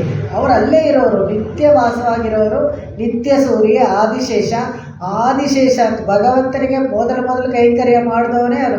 சென்றால் குடையாம், நின்றால் சிங்காசனமாம், இருந்தால் ಸಿಂಹಾಸನಮಾಂ, ಗಿಡದ್ದಾಳ ಅರಮಣೆಯಾಂ, ತಿರುಮಾರ್ಕ ಆರು ಅಂತ ಎಲ್ಲ ಅರವು ಅಂತ ಹೇಳ್ಬಿಟ್ಟು ಭಗವಂತನ ಕೊಂಡಾಡಿದ್ರು ಎಲ್ಲ ಆಳ್ವಾರುಗಳು. ಯಾವಾಗಲೂ ಒಂದು ಕ್ಷಣನೂ ತಿನೆಯೂ ಬಿಡಾದ ಲಕ್ಷ್ಮಿನ ಹೇಗೆ ಬಿಡದೇ ಇರ್ತಾರೋ, ಆದಿಶೇಷನೂ ಒಂದು ಕ್ಷಣನೂ ಬಿಟ್ಟಿರೋದಿಲ್ಲ ಭಗವಂತ. ಹಾಗೆ ಅವರು ಅಲ್ಲೇ ಇರೋರು, ಅಲ್ಲಿ ನೋಡಿರೋದನ್ನ ಅವರು ವೈಕುಂಠ ಗದ್ಯದಲ್ಲಿ ಬರೆದಿದ್ದಾರೆ. ಯಾರು ಇವತ್ತು ನಿಮ್ಗೆ ಏನೋ ಒಂದು ರೂಲ್ಸ್ ಅಂತ ಬರೆದಿಟ್ಟರೆ ನೀವು ಅದನ್ನು ಓದ್ಬಿಟ್ಟು ಸರಿಯಾಗಿದೆ ಅಂದ್ಕೊಳ್ಳಲ್ವಾ? ಯಾಕೆ ಅಂದ್ಕೊಳ್ತೀರಾ? ಏನು ವಿಶ್ವಾಸ ಇದೆ ನಿಮಗೆ?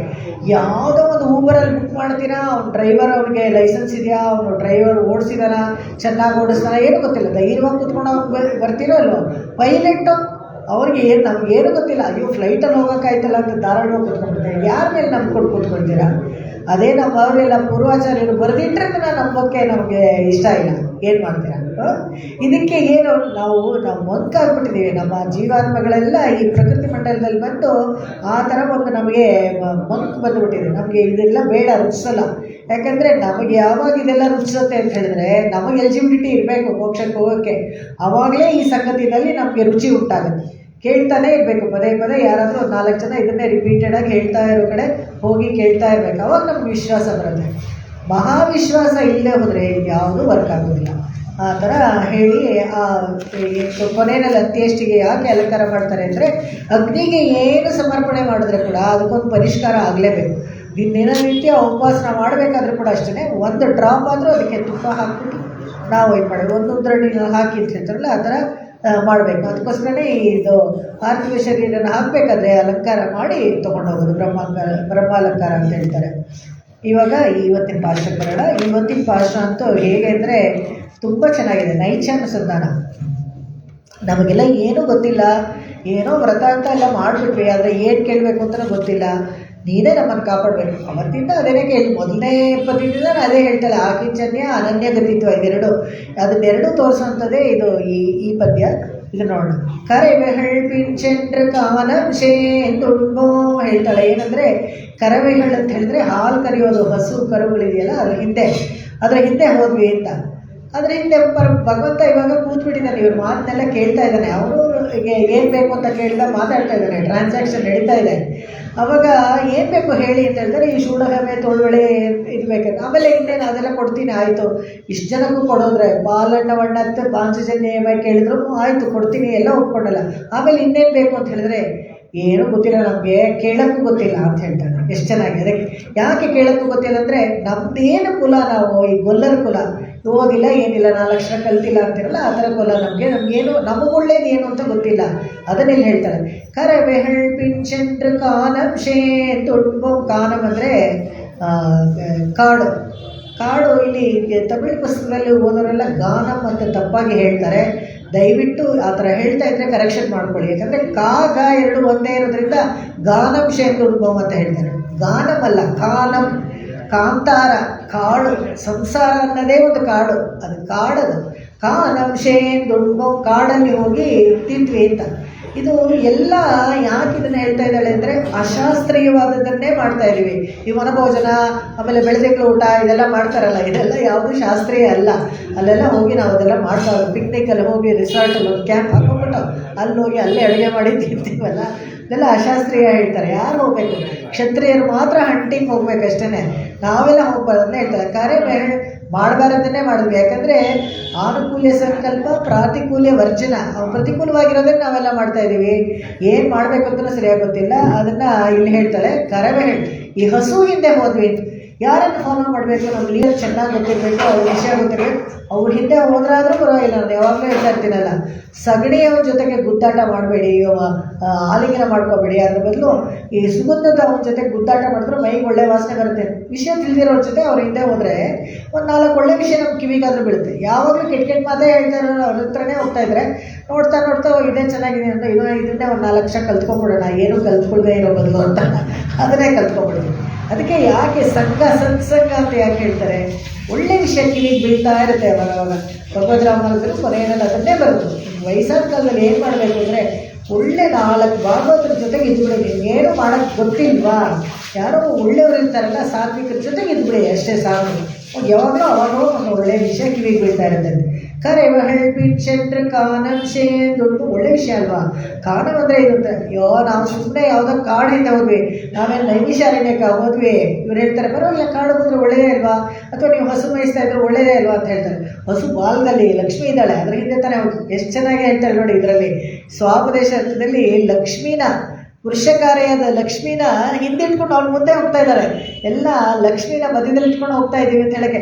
ಕರೆ ಬೆಹಳ್ ಪಿಚ್ಚಂದ್ರ ಕಾನಂಶೇ ಉಣ್ಬೋಮ್, ಆ ಕಾಡನ್ನು ಸೇರಿ ಅಲ್ಲಿ ಉಣ್ಬೋಮ್. ಏನು ಉಣ್ಬೋಮ್ ಅಂತ ಹೇಳಿದ್ರೆ, ನಮ್ಮ ಪಾಪದ ಫಲವನ್ನು ತಿಂತಾ ಇದ್ದೀವಿ. ಕಾನಂ ಅನ್ನೋದು ಸಂಸಾರ ಆದರೆ, ಇಲ್ಲಿ ಬಂದು ನಾವೇನು ಮಾಡ್ತಾ ಇದ್ದೀವಿ? ಪಾಪದ ಫಲವನ್ನು ತಿಂತಾ ಇದ್ದೀವಿ. ಎಲ್ಲನೂ ವ್ಯಾಖ್ಯಾತಕಾರ ನಮ್ಗೆ ತೋರಿಸ್ಕೊಡ್ತಾ ಇದ್ದೀವಿ. ಅದಕ್ಕೆ ಏನು ಇದು ಊಟ ಮಾಡಬೇಕಾದ್ರೆ ಒಂದು ಕ್ರಮ ಇದೆ. ಈ ಕರೆ ಬೆಹಳ್ ಪಿಚ್ಚಂದ್ರೆ ಊಟ ತೊಗೊಂಡು ಈ ಹಸು ಇಲ್ಲಿ ಹೊಟ್ಟೋಯ್ತು ಅಂತ ಅದರಿಂದನೇ ತಿನ್ಕೊಂಡು ಹೋಗ್ತಾ ಇರ್ತೀವಲ್ಲ ನಾವು. ಹಾಗೆ ಅದು ಈ ಸೀರಿಯಲ್ಲು ಇರಿ ಅಂತ ಒಂದು ಕಡೆಯಲ್ಲಿ ರಿಮೋಟ್ ಮಾಡ್ಕೊಂಡು ತಿಂತೀವಲ್ಲ, ಇದೆಲ್ಲ ಮಾಡಬಾರ್ದು. ಇವತ್ತು ಹೇಳ್ತೀನಿ, ನಾಳೆಯಿಂದ ನನ್ನ ಕರೆಯೋದೇ ಇಲ್ಲ ನೀವು. ಅಷ್ಟೊಂದು ರೂಲ್ಸ್ ಇದೆ ಆಹಾರ ನಿಯಮದಲ್ಲಿ. ಯಾವ್ದು ಆಗುತ್ತೋ ದಯವಿಟ್ಟು ಅದನ್ನೆಲ್ಲ ಫಾಲೋ ಮಾಡಿ. ಯಾಕಂದರೆ ಪೂರ್ವಾಚಾರ್ಯರು ನೋಡಿ ಇಟ್ಕೊಂಡು ನಮಗೆ ಹೇಳಿರೋವಂಥದ್ದು, ಕರೆ ಬೆಹಳ್ ಪಿಚ್ಚಂದ್ರೆ ಓಡಾಡಿಕೊಂಡು ತಿನ್ನಬಾರ್ದು. ಹಾಗಾದರೆ ನೀವು ಯಾವ ಬಫೇನಲ್ಲೂ ಪಾರ್ಟಿಸಿಪೇಟ್ ಮಾಡಬಾರ್ದು. ಹೋಗ್ತೀವಲ್ಲ ಮದುವೆಗಳಿಗೆ, ಅಯ್ಯೋ ಅಲ್ಲೆಲ್ಲೋ ಒಂದು ಪಾನಿಪುರಿ ಇತ್ತಂತೆ, ದಡ ಅಂತ ತಟ್ಟೆ ತೊಗೊಂಡು ಓಡೋದು. ಯಾಕಂದರೆ ಆ ಕೌಂಟ್ರ್ ಖಾಲಿ ಆಗಿಬಿಟ್ರೆ ನೀವು ಹೋಗೋಷ್ಟೊತ್ತಿಗೆ ಏನು ಅವಸ್ಥೆ ಅಂತ ಹೇಳಿದ್ರೆ ಅದಕ್ಕಿಂತ ವರ್ಸ್ಟ್ ಅವಸ್ಥೆ ಯಾವುದೂ ಇಲ್ಲ. ಕೂತ್ಕೊಂಡು ಎಲೆ ಹಾಕಿ ಆಚಮನ ಮಾಡಿ, ಇದು ಪರಿಸ್ತರಣ ಅಂತ ಹೇಳ್ತಾರೆ, ಅದು ಸುತ್ತಲೂ ನಾವು ಶುದ್ಧಿ ಮಾಡಿಕೊಂಡು ಆಚಮನ ಮಾಡಿಕೊಂಡು ಅದಲ್ವ ಆಗಲ್ವ ಆಹುತಿ ಕೊಟ್ಕೊಂಡು ಮಾಡಬೇಕು. ನಾಲ್ಗೆಗೆ ಮಾತ್ರ ಹಲ್ಲಿಗೆ ಟಚ್ ಆಗದೆ ಅನ್ನ ಹಾಕ್ಕೊಂಡು ಮೊದಲು ಸ್ವಾಹ ಕೊಟ್ಟು ಆಮೇಲೆ ಊಟ ಮಾಡೋದು. ಆ ಥರ ಯಾರು ಕೊಡದೇ ಇಲ್ವಲ್ಲ, ಅನ್ನನೇ ಹಾಕಲ್ವಲ್ಲ ಫಸ್ಟು. ಅಯ್ಯೋ, ಬಡಿಸೋರು ಚಿಪ್ಲಿ ಹಾಕ್ಕೊಟ್ಟಿರ್ತಾರಲ್ಲ, ಏನು ಮಾಡ್ತೀರಾ? ತುಂಬ ದೂರ ಬಂದುಬಿಟ್ಟಿದ್ದೀವಿ. ಎಷ್ಟು ದೂರ ಬಂದಿದ್ದೀವಿ ಅಂತ ಹೇಳಿದ್ರೆ, ಇವತ್ತು ಹೇಳ್ತೀನಿ ನೋಡಿ ಯಾತಕ್ಕೆ ಇದನ್ನೆಲ್ಲ ಇವಳು ತೋರಿಸ್ಕೊಡ್ತಾ ಇದ್ದಾಳೆ ನಮಗೆ ಹೇಗೆ ಅಂತ. ಆದರೆ ನಿಜವಾಗ್ಲೂ ಅವಳು ಹೇಳೋದು ನಮಗೆ ಒಂದು ಸತಿ ಹೌದು ಅನಿಸುತ್ತೆ. ಯಾತಕ್ಕೆ ಈ ಥರ ಕಷ್ಟಪಡ್ತಾ ಇದ್ವಿ? ಎಲ್ಲೋ ಒಂದು ಒಳ್ಳೆ ವಿಚಾರ, ಉಂಡಿಯೇ ಉಡೆಯೇ ಅಂತ ಹೇಳಿದ್ರಲ್ಲ ನೆನ್ನೆ ಕುಲಶೇಖರ ಅವರು ಹಾಡೋದು, ಹಿಮ್ಮಂಡಲ ತೊಡು ಕೂಡುವುದಿಲ್ಲ, ಎಲ್ಲೋ ಒಂದು ಏನೋ ಸಿಗುತ್ತೆ ಅಂದರೆ ಅಲ್ಲಿ ಓಡೋಗ್ಬಿಡೋದು. ಆ ಥರ ಮಾಡಬಾರ್ದು. ಹೇಳ್ತಾರೆ ಕರೆಗಳು ಅವಳು ಹೇಳ್ತಾರೆ ಒಳ್ಳೆಯದೇ ಆಯ್ತಲ್ವ. ಹಸು ಹಿಂದೆ ಹೋದರೆ ಗೋಧೂಳಿ ಇರುತ್ತಲ್ಲ, ತುಂಬ ಒಳ್ಳೆಯದದು. ಅದು ಒಂದು ಸ್ನಾನ ಥರನೇ. ಎಷ್ಟು ಥರ ಸ್ನಾನ ಇದೆ ಅಂತ ಹೇಳ್ತೀವಿ ನಾವು. ಇದು ನ ಸ್ನಾತ್ವ ಭುಂಜೀತ, ಸ್ನಾತ್ವ ನ ಭುಂಜೀತ. ಯಾವುದು ಶಾಸ್ತ್ರ ಹೇಳುತ್ತೆ, ಸ್ನಾನ ಮಾಡದೆ ತಿನ್ನಲೇಬಾರ್ದು. ಸ್ನಾನ ಮಾಡದೆ ಅಡುಗೆನೂ ಮಾಡಬಾರ್ದು. ಫಸ್ಟು ಅಡುಗೆ ಮಾಡಬೇಕಾದ್ರೆ ಫಸ್ಟು ಸ್ನಾನ ಮಾಡಬೇಕು.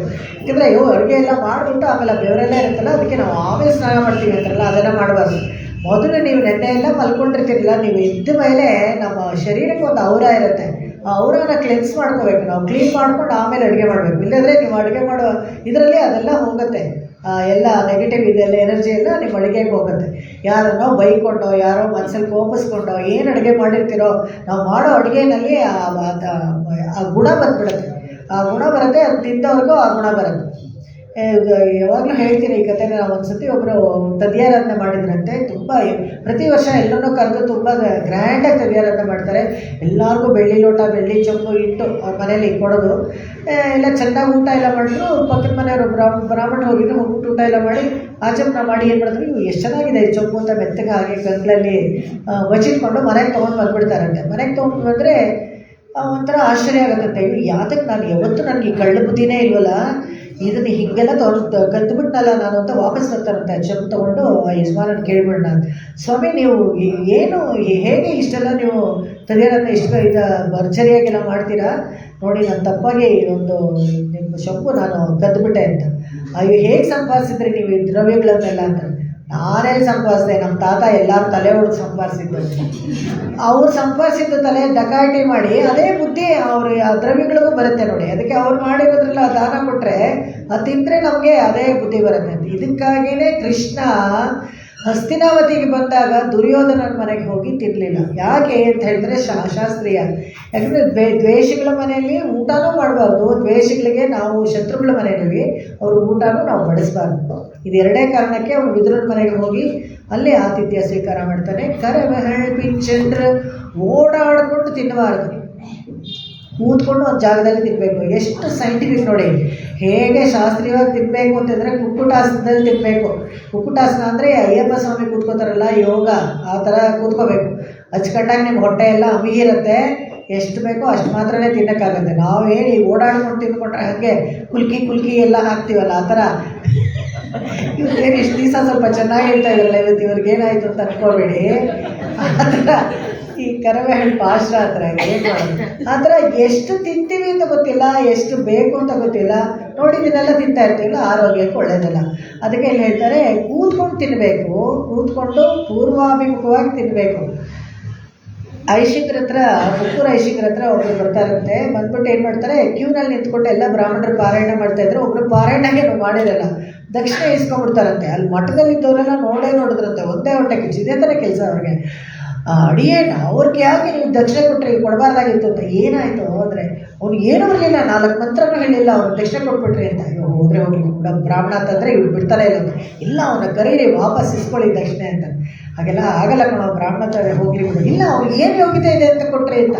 ಸರಿ ತಾಳು ಕರೆಯೋಣ, ಅವನ ಏನು ಯೋಗ್ಯತೆ ಇದೆ ಕೇಳೋಣ ಅಂತ ಕರೀತಾರಂತೆ. ಕರೆದ್ಬಿಟ್ಟು ಸ್ವಾಮಿ ನೀವೇನು ಹೇಳಿಲ್ವಂತೆ ಅಂತ. ಹೌದು ನಾವು ಏನು ಹೇಳಲಿಲ್ಲ, ತಪ್ಪಾಯಿತು. ನಾನು ಹೋಗಲಿ ಬಿಡಿ, ನೀವು ಬೇರೆ ಏನಾದರೂ ಯೋಗ್ಯತೆ ಇದೆ ಅಂದರೆ நல்லா ಸಾಪಿಡುವೆ ಅದರಂತೆ. ಚೆನ್ನಾಗಿ ಊಟ ಮಾಡಿ. ಹೌದಾ ಸಾಕಲ್ಲ, ಅಷ್ಟು ಯೋಗ್ಯತೆ ಇದ್ದರೆ ಬೇಕಾದಷ್ಟು ಆಯ್ತಲ್ಲ. ಊಟ್ರ ಅವನೇ ಇವರು ಬಡಿಸೋವನಿಗೆ ಅಂದ್ರಂತೆ. ನೋಡಿದ್ರೆ ಇವರು ಹೋಗಿ ಮೊದಲು ಕಾಲು ತೊಳ್ಕೊಂಡು ಬಂದ. ಇದೆಲ್ಲ ಶಾಸ್ತ್ರ ನೋಡಿ. ಹೋಗಿ ಯಾವಾಗಲೂ ಊಟಕ್ಕೆ ಹೋಗಬೇಕಾದ್ರೆ ಕಾಲು ತೊಳ್ಕೊಂಡು ಬರಬೇಕು. ಕಾಲು ತೊಳ್ಕೊಂಡು ಕಾಲನ್ನು ಒರೆಸ್ಕೊಂಡು ಕೂತ್ಕೋಬೇಕು. ಊಟ ಆದಮೇಲೆ ಕಾಲು ತೊಳ್ಕೋಬೇಕು. ಇದು ಶಾಸ್ತ್ರ. ಅದಕ್ಕೆ ಯಾರು ನೋಡಿದ್ರೆ ಕೈ ತೊಳ್ಕೊಂಡು ತಿರ್ಗೋ ಕಾಲು ತೊಳ್ಕೊತಾರಲ್ಲ, ಅವ್ರು ನೋಡಿದ್ರೆ ನಮ್ಗೆ ಇರಿಟೇಟ್ ಆಗುತ್ತೆ, ಜಾಗ ಬಿಡ್ತಾ ಇಲ್ಲ.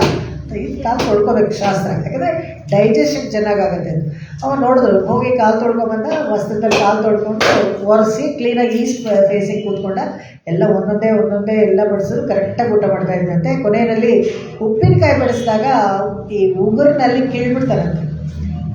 ಸ್ವಾಮಿ ಎಂತ ಊರು ಅಂತ ಕೇಳಿದ್ರಂತೆ ಶಂಕರ. ಊರು ಪೇರು ಸೊಲ್ಲ ಮಾಟೆ ಊರ್ಗಾಯ ಕಿಳ್ಳ ಮಾಟೆ ಅಂತ ಎದ್ದು ಓಡೋಗ್ಬಿಟ್ರಂತೆ. ನಮ್ಮ ನಖ ಹಾಕಬಾರ್ದು, ನಮ್ಮದೇ ಆಗಿದ್ರೆ ಕೂಡ ಉಗುರು ಅದು ಪಾಯ್ಸನ್. ಅದಕ್ಕೋಸ್ಕರನೇ ಹೇಳ್ತಾರೆ ಎಲ್ಲದಕ್ಕೂ ಒಂದು ಶಾಸ್ತ್ರ ಇದೆ. ಅಚ್ಚುಕಟ್ಟಾಗಿ ಎಲ್ಲ ಊಟ ಮಾಡಿದವ್ರು ಶಾಸ್ತ್ರೀಯವಾಗಿ. ಇದಾದ್ಮೇಲೆ ಇದು ತಿನ್ನಬೇಕು, ಅದು ಇದು ಮಾಡಿ ಪರಿಶೇಷಣ ಎಲ್ಲ ಮಾಡಿ ಎಲ್ಲ ತಿಂದ. ಆದರೆ ಉಗುರೆಲ್ಲ ಇದು ಮಾಡಿದ್ರು. ಆ ಥರ ಇದು ನಡೆದಿರೋ ವಿಷಯದ್ದು ಎಲ್ಲನೂ ಅಹೋಬಲ್ ಮಠದ ಚರಿತ್ರೆಯಿಂದಲೂ ವರಲಾರಗಳಲ್ಲಿ ಬರೆದಿಟ್ಟಿರೋದು. ಅವ್ರುಗಳು ಎಲ್ಲ ತಿರುಪತಿಗಳು ಇದನ್ನೆಲ್ಲ ಹೇಳಿರುವಂಥದ್ದು. ಕೇಳಿರೋರು ಇರ್ಬೋದು ಇದರಲ್ಲಿ, ಕೇಳಿಲ್ಲದೆ ಇರೋರು ಇದು ಹೊಸ ಕಥೆ ಇರುತ್ತೆ. ಕಥೆ ಅಂದರೆ ಹೀಗೇನೆ ಏನು ಮಾಡಬಾರ್ದು ಅನ್ನೋದನ್ನು ತೋರಿಸೋದು. ಆವಾಗ ಕಾನಾಂಶೇನು ದೊಡ್ಡ ಓಡಾಡ್ತಾ ತಿನ್ನಬಾರ್ದು. ಇಲ್ಲಿ ಸೀರಿಯಲ್ ನೋಡ್ಕೊಂಡು ತಿನ್ನೋದು, ಮಲ್ಕೊಂಡು ತಿನ್ನೋದು, ಇದು ದಿವಾನ್ ಮೇಲೆ ಇದೆಲ್ಲ ಮಾಡ್ತೀವಲ್ಲ ನಾವು, ಇದೆಲ್ಲ ಮಾಡಬಾರ್ದು. ಅಚ್ಚುಕಟ್ಟಾಗಿ ಕೂತ್ಕೊಂಡು ತಿಂದೇನೆ, ಕೆಳಗಡೆ ಕೂತ್ಕೊಳ್ದೇನೆ ಅಭ್ಯಾಸ ಮಾಡ್ಕೊಂಡಿರೋದ್ರಿಂದನೇ ಕೆಳಗಡೆ ಕೂತ್ಕೊಳ್ಳೋಕ್ಕಾಗ್ತಾಯಿಲ್ಲ ಎಷ್ಟು ಜನಕ್ಕೆ. ನಾವು ಇಲ್ಲಿರೋರು ಎಷ್ಟು ಜನ ಇವಾಗ ಇದ್ದೀರ ಅಲ್ಲಿ ಕೇಳಿ. ನಾನೇ ಚಿಕ್ಕ ಹುಡುಗಿ ಆಗಿರುವಾಗ ಉಪನ್ಯಾಸಕ್ಕೆ ನಾನು ಹೋಗಿದ್ದೀನಿ. ರಾಮಂದ್ರದಲ್ಲಿ ತಿರುಪುಡಂತೆ ಆಂಡವದಲ್ಲಿ ಹೆಚ್ಚು ಕಡಿಮೆ 2000-3000 ಜನ ಬರ್ತಾಯಿದ್ರು. ದೊಡ್ಡ ಜಮಖಾನ ಹಾಸಿದ್ರಿಂದ ಎಲ್ಲ ಚಪ್ಪಮೆಟ್ಲೆ ಹಾಕೊಂಡು ಕೂತ್ಕೊಳ್ಳೋರು. ಸ್ವಾಮಿಗಳು 1.5 ಗಂಟೆ ಕಾಲ 2 ಗಂಟೆ ಕಾಲ ಗಂಟೆ ಕಾಲು ಕೂಡ ಬದಲಾಯಿಸ್ತಾ ಇರಲಿಲ್ಲ. ಹಾಗೆ ಉಪನ್ಯಾಸ ಹೇಳೋರು, ಕೇಳೋರು, ಹಾಗೆ ಉಪನ್ಯಾಸಕ್ಕೆ ಕಾಲು ಬದಲಾಯಿಸ್ಕೊಳ್ಳೋಕ್ಕೆ ಜಾಗನೇ ಇಲ್ಲ. ಅಷ್ಟು ಇಕ್ಕಟ್ಟಾಗಿ ಒಬ್ರ ಪಕ್ಕದಲ್ಲಿ ಒಬ್ರು ಕೂತ್ಕೊಳ್ಳೋದು. ಇವಾಗ ಹೆಂಗೆ ಆಗ್ಬಿಟ್ಟಿದೆ, ಎಲ್ಲರೂ ನೋಡಿದ್ರೆ ಒಂದು ಸ್ವಲ್ಪ ದಿವಸ ಆದಮೇಲೆ ಕೆಳಗೆ ಕೂತ್ಕೊಳ್ಳೋಕ್ಕಾಗಲ್ಲ, ಮೇಲೆ ಕೂತ್ಕೊತಾರೆ, ಆಮೇಲೆ ಮಂಡಿ ಆಪ್ರೇಷನು ಎಲ್ಲ ಮಾಮೂಲಾಗ್ಬಿಟ್ಟಿದೆ. ಯಾಕೆಂದರೆ ಕೂತ್ಕೊಳ್ದೆ ಆ ಥರ ಕೂತ್ಕೊಂಡು ಊಟ ಮಾಡಬೇಕು. ಈ ಥರ ಕುಕ್ಕುಟಾಸನದಲ್ಲಿ ಕೂತ್ಕೊಂಡ್ರೆ ನಮಗೆ ಎಷ್ಟು ಆಹಾರ ಬೇಕೋ ಅಷ್ಟೇ ಹೊಟ್ಟೆಗೆ ಸೇರುತ್ತೆ, ಅದನ್ನು ಚೆನ್ನಾಗಿ ಜೀರ್ಣನೂ ಆಗುತ್ತೆ. ಅರಿವೊನ್ನುಮಿಲ್ಲ ಅವ್ರು ಹೇಳ್ತಾರಂತೆ ಕೃಷ್ಣ. ಕರೆಕ್ಟೇ ಅಲ್ವಾ? ಹಸುವಿಂದ ಹೋದರೆ ಲಕ್ಷಣನೇ ಅಲ್ವಾ? ಅದಕ್ಕೆ ನಾವು ಹಸುಗಳನ್ನು ಯಾಕೆ ಗೃಹಪ್ರವೇಶದಲ್ಲಿ ಮೊದಲು ಕರ್ಕೊಂಡು ಬರ್ತೀವಿ ಅಂದರೆ ಒಂದೊಂದು ರೋಮದಲ್ಲೂ ಅದಕ್ಕೆ 33 ಕೋಟಿ ದೇವತೆಗಳಿದ್ದಾರೆ ಹಸುವಿನಲ್ಲಿ. ಬಾಲದಲ್ಲಿ ಲಕ್ಷ್ಮಿ ಇದ್ದಾಳೆ. ಒಂದೊಂದು ರೋಮದಲ್ಲೂ ಆಕ್ಸಿಜನ್ ಬ್ರೀತ್ ಮಾಡುತ್ತೆ, ಆಕ್ಸಿಜನ್ ಬ್ರೀದ್ ಔಟ್ ಮಾಡುತ್ತೆ. ಇದು ಒಂದೇ ಪ್ರಾಣಿ. ಬಾಕಿ ಎಲ್ಲ ಪ್ರಾಣಿ ಕಾರ್ಬನ್ ಡೈಆಕ್ಸೈಡ್ ಹೊರಗಡೆ ಬಿಡುತ್ತಲ್ಲ. ಒಂದೇ ಒಂದು ಹಸುನ ಮನೇಲಿ ಕಟ್ಕೊಂಡ್ರೆ ನಾವು ಅವ್ರ ಮನೆಯಲ್ಲಿರೋರಿಗೆಲ್ಲ ಆಕ್ಸಿಜನ್ ಆಗುತ್ತೆ. ಮರಗಳಂತೂ ಕಟ್ಟಿಬಿಡಿ ಎಲ್ಲ ಕಡಿದು ಬಿಡ್ತಾ ಇದ್ದೀವಿ ನಾವು. ಆ ಹಸು ಆ ಥರ ಪ್ರಾಣಿ. ಯಾಕೆ ಹಳೆ ಕಾಲದವ್ರಿಗೆ ಯಾರು ಕಾಯಿಲೆ ಇರಲಿಲ್ಲ, ಅಷ್ಟು ದೀರ್ಘಾಯುಷ್ಯಗಳೇನು? ಮಿನಿಮಮ್ ಒಂದು ಹಸು ಎಲ್ಲರ ಮನೇಲೂ ಇರ್ತಾ ಇತ್ತ. ಅದು ಹಸು ಕರು, ಆ ಸಗಣಿ ವಾಸನೆ, ಇದು ಆಕ್ಸಿಜನ್ ಅಷ್ಟು ಚೆನ್ನಾಗಿ ಸಿಗ್ತಾ ಇತ್ತು ಅವ್ರಿಗೆ, ಅವ್ರ ಮನೆಗೆಲ್ಲ. ಅರಿವೊನ್ನುಮಿಲ್ಲ. ಅದು ಬಿಡು ಕೃಷ್ಣ, ನಾವು ಕಾಡಿಗೆ ಹೋಗ್ತೀವಿ, ಅದ್ರ ಹಿಂದೆನೇ ಹಸುವಿಂದನೇ ತಿನ್ಕೊಂಡು ಓಡಾಡ್ತೀವಿ, ಅದು ನಮ್ಗೆ ಗೊತ್ತಿಲ್ಲ, ಅಶಾಸ್ತ್ರೀಯವಾಗಿ ಮಾಡ್ತಾ ಇದ್ದೀವಿ. ಅರಿವೊನ್ನುಮಿಲ್ಲಾದ ಆ ಐಕುಲತ್ತು ಏನು ನಮಗೆ ಅಷ್ಟು ಏನು ವಿವರಣೆ ಗೊತ್ತಿಲ್ಲ. ಅದಕ್ಕೆ ಇದು ಕೃಷ್ಣ ಹುಟ್ಟಿದ ತಕ್ಷಣ ಯಾಕೆ ಅರ್ಜೆಂಟಾಗಿ ಬೃಂದಾವನಕ್ಕೆ ಹೋದ ಅಂದರೆ ಇದಕ್ಕೆ. ಅರಿವೊನ್ನುಮಿಲ್ಲಾದ ಯಾರ ಪಾಪಗೆ ಏನು ಗೊತ್ತಿಲ್ಲ ಅವ್ರಿಗೆ ಹೇಳ್ಕೊಡ್ಬೇಕು, ಅದಕ್ಕೋಸ್ಕರ ಅರ್ಜೆಂಟಾಗಿ ಹೋದಂತೆ ಅವನು. ಒಂದು ತನ್ನೈ ಹಾಗಾದರೆ ಇನ್ನೇನು ಮತ್ತೆ ನಿಮ್ಗೆ ಹೇಗೆ ನೀವೇ ಏನು ಎಲಿಜಿಬಲ್ ಇಲ್ಲ ಅಂತೀರಾ, ಶಾಸ್ತ್ರ ಗೊತ್ತಿಲ್ಲ ಅಂತೀರಾ, ಮತ್ತು ಹೇಗೆ ನಿಮ್ಮನ್ನು ನಾನು ನೀವು ಕೇಳಿದ್ದನ್ನು ಕೊಡಬೇಕು, ಇನ್ನೇನು ಕೊಡೋಕ್ಕಾಗತ್ತೆ, ಅನುಗ್ರಹ ಹೇಗೆ ಮಾಡೋಕ್ಕಾಗತ್ತೆ ಅಂತ ಕೃಷ್ಣ ಕೇಳ್ತಾನಂತೆ. ಅವಾಗ ಹಂಗೆ ಹೇಳ್ಬೇಡ. ಮುಂತನ್ನೇ ಪಿರವಿ ಪಿರಂದನ ಪುಣ್ಯಮ್ಯಾ ಮುಡೆಯೋ. ನಮಗೊಂದು ಪುಣ್ಯ ಇದೆ. ಪುಣ್ಯದ ಬಲ ಏನಪ್ಪ ಅಂತ ಹೇಳಿದ್ರೆ, ನೀನು ಗೊಲ್ಲರ ಕುಲದಲ್ಲಿ ಹುಟ್ಟಿದ್ದಿಲ್ಲ, ಅದೇ ಕುಲದಲ್ಲಿ ಸ್ವಲ್ಪ ದಿವಸ ಆದಮೇಲೆ ನಾವು ಹುಟ್ಟಿದ್ದೀವಿ. ಆ DNA ನಮ್ಮದು ಟೆಸ್ಟ್ ಮಾಡಿದ್ರೆ ನಿಂದು ನಮ್ಮದು ಒಂದೇ ಇರುತ್ತೆ. ಆ ಪುಣ್ಯ ನಮಗಿದೆ ಅಂತ ಹೇಳ್ತಾಳೆ ಇಲ್ಲಿ. ಆ ಥರ ಹೇಳಿ ತನ್ನೈ ಪಿರವಿ ಪಿರಂದನ ಪುಣ್ಯಮ್ಯಾ ಮುಡೆಯೋ. ಈ ಪುಣ್ಯಂ ಅಂತ ಹೇಳಬೇಕಾದ್ರೆ ತುಂಬ ಚೆನ್ನಾಗಿ ವೇದಾಂತ ದೇಶಗಳು ಹೇಳ್ತಾರೆ. ಅವತರಣ ವಿಶೇಷೈ ಆತ್ಮಲಿ. ಇದು ದಯಾಶತಕದಲ್ಲಿ 100 ಹಾಡು ವೇದಾಂತ ದೇಶಗಳ ದಯಾಶತಕದಲ್ಲಿ ಬರೆದ್ರು. ಒಂದೊಂದು ದಶಕಕ್ಕೂ ಒಂದೊಂದು ರಾಗ ಹಾಡೋದೇ ಬೇರೆ, ಎಷ್ಟು ಚೆನ್ನಾಗಿದೆಯೋ ಅದಂತೂ. ಅದರಲ್ಲಿ ಎಲ್ಲ ತತ್ವಾರ್ಥಗಳನ್ನು ತಿಳಿಸ್ಕೊಡೋ ಅಂಥ ವಿಷಯನೇ ವೇದಾಂತ ದೇಶಗಳ ಸ್ತೋತ್ರಗಳು. ಮೇಲ್ನೋಡೋಕ್ಕೆ ತುಂಬ ಸಿಂಪಲ್ಲಾಗಿ ಚಿಕ್ಕದಾಗಿದ್ದರೆ ಕೂಡ ಎಲ್ಲೂ ಅವರು ಶರಣಾಗತಿ ವಿಷಯ ಹೇಳದೇ ಇಲ್ಲ, ಭಗವಂತನ ವಿಷಯ ಕೊಂಡಾಡದೇ ಇಲ್ಲ ಪ್ರತಿಯೊಂದು ಸ್ತೋತ್ರದಲ್ಲೂ. ಆ ಥರ ಒಂದು ಘಟ್ಟಾವತಾರ, ಸಾಕ್ಷಾತ್ ತಿರುಪತಿನಲ್ಲಿರೋ ಘಟ್ಟಾವತಾರನೇ ವೇದಾಂತ ದೇಶಗಳು. ಅವತರಣ ವಿಶೇಷೈ ಆತ್ಮಲೀಲಾ ಪದೇಶೈ ಅವಮತಿ ಮನು ಕಂಪೆ ಮಂದ ಚಿತ್ತೇಶು ಮಿಂದನ್ ವೃಷಭಶಿಖರಿನಾಥಃ ತ್ವನ್ನಿದೇಶೇಶ ನೂನಂ ಭಜತಿ ಶರಣ ಬಾಜಾಂ ಭಾವಿನೋ ಜನ್ಮದ್ವೇದಾನ್. ಒಬ್ಬೊಬ್ಬರ ಜನ್ಮದಲ್ಲಿ ಒಂದೊಂದು ವ್ಯತ್ಯಾಸವಾಗಿ ಹುಡ್ತಾರಲ್ಲ. ಯಾಕೆ? ಒಂದೇ ಮನೇಲಿ ಅಣ್ಣ ತಮ್ಮಂದರು ಬೇರೆ ಬೇರೆ ಥರ ಇರ್ತಾರಲ್ಲ. ಒಬ್ಬ ಬುದ್ಧಿವಂತ, ಒಬ್ಬ ದಡ್ಡ ಹುಡ್ತಾರಲ್ಲ. ಯಾಕೆ? ನಮ್ಮನೆ ಎದುರು ಮನೆಯವರೆಲ್ಲ ಸಾಹುಕಾರ ಇದ್ದಾರಲ್ಲ, ನಾವು ಮಾತ್ರ ಬಡವರಾಗಿದ್ದೀವಲ್ಲ. ಯಾಕೆ? ಒಂದೇ ಏರಿಯಾಲೇ ಇದ್ದೀವಲ್ಲ. ಇದೆಲ್ಲ ಜನ್ಮ ಭೇದ. ಅದೆಲ್ಲ ಅವರ ಅವತರಣ ವಿಶೇಷ ಇಲ್ಲ. ಆ ಕರ್ಮಗಳಿಂದ, ಕರ್ಮದ ಪ್ರಕಾರ ನಮಗೆ ಸಿಗುವಂಥದ್ದು ಇದು. ಇದನ್ನು ಯಾರು ತಿಳ್ಕೊಳ್ತಾರೋ ಅವ್ರಿಗೆ ತುಂಬ ಸೌಖ್ಯ ಆಗುತ್ತೆ. ಸಂಸಾರದಲ್ಲಿ ಸುಲಭವಾಗಿ ಅವರು ದಾಟ್ಕೊಂಡು ಹೋಗ್ಬೋದು. ಅಜೋಪಿ ಸನ್ ನವ್ಯಯ ಆತ್ಮ ಭೂತಾನಾಂ ಈಶ್ವರೋಪಿ ಸನ್ ಪ್ರಕೃತಿಂ ಸ್ವಾಮಧಿಷ್ಠಾಯ ಸಂಭವಾಮ್ಯಾತ್ಮ ಮಾಯೆಯ. ಇದು ಭಗವದ್ಗೀತೆಯಲ್ಲಿ ಹೇಳೋದು. ಭಗವಂತ ಹೇಳ್ತಾನೆ, ಈ ಅಷ್ಟ ಇದೆಯಲ್ಲ ವಿಚಾರಗಳು, ಯಾವುದು ಪಂಚಭೂತಗಳು ಮತ್ತು ಮಹತ್ವ, ಅಹಂಕಾರ ತತ್ವ, ಇದೆಲ್ಲ ಒಟ್ಟಿಗೆ ಅಲ್ಲಿ 8 ಅಂತ ಹೇಳ್ಬಿಡ್ತಾರೆ. ಆ ತತ್ವಗಳಿಂದ ಆಗಿರುವಂಥದ್ದು. ಪ್ರಕೃತಿಯಲ್ಲಿರೋದು ಎಲ್ಲ ವಸ್ತು ಅದರಿಂದ ಆಗಿದೆ, ಅಂದರೆ ನಾನು ಮಾತ್ರ ಬೇರೆ, ಅದು ಡಿಫ್ರೆಂಟು. ಯಾಕಂದರೆ ನಾನು ಜನ್ಮ ಕರ್ಮಜಮೇ ದಿವ್ಯಂ. ನಾನು ಜನ್ಮ ತೊಗೊಂಡ್ರು ನಾನು ಕರ್ಮವಶಾತ್ ನಾನು ಜನ್ಮ ತಗೊಳ್ಳಲ್ಲ, ದಿವ್ಯ ನನ್ನ ಜನ್ಮ ಅಂತ. ಅಪ್ರಾಕೃತ ಅಂತ ಭಗವಂತನ ಥರನೇ ಸ್ವಾರೂಪ್ಯ ಇದ್ದರೆ ಕೂಡ ಭಗವಂತನೇ ಬೇರೆ, ನಾವೇ ಬೇರೆ. ಇದೇನೇ ವಿಶಿಷ್ಟಾದ್ವೈತ ಅಂತ ಹೇಳೋದು ಇದೇ.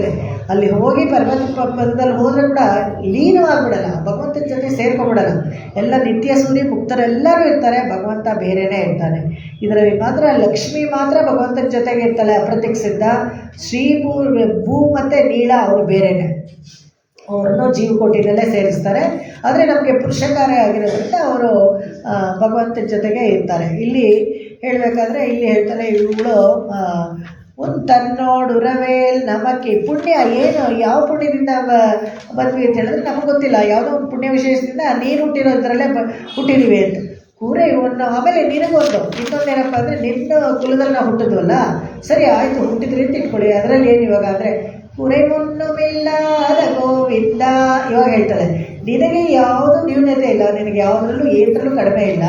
ಹಾಗಿರ್ಬೇಕಾದ್ರೆ ನೀನು ನಮ್ಮನ್ನು ಅನುಗ್ರಹ ಮಾಡೋಕ್ಕಾಗದೆ ಅಂತ ಮಾಡೇ ಮಾಡ್ತೀಯ ಅಂತ. ಕುರೆ ಮುನ್ನುಮಿಲ್ಲದ ಗೋವಿಂದ. ನಾವು ನಮಗೆ ಹೇಳ್ಕೊತಾರೆ, ತಮಗೆ ಹೇಳ್ಕೊಳ್ಬೇಕಾದ್ರೆ ಅರಿವನ್ನುಮಿಲ್ಲದ ಅಂದ್ಕೊಳ್ತಾರೆ. ಇದು ನೈಚ್ಯಾನುಸಂಧಾನ.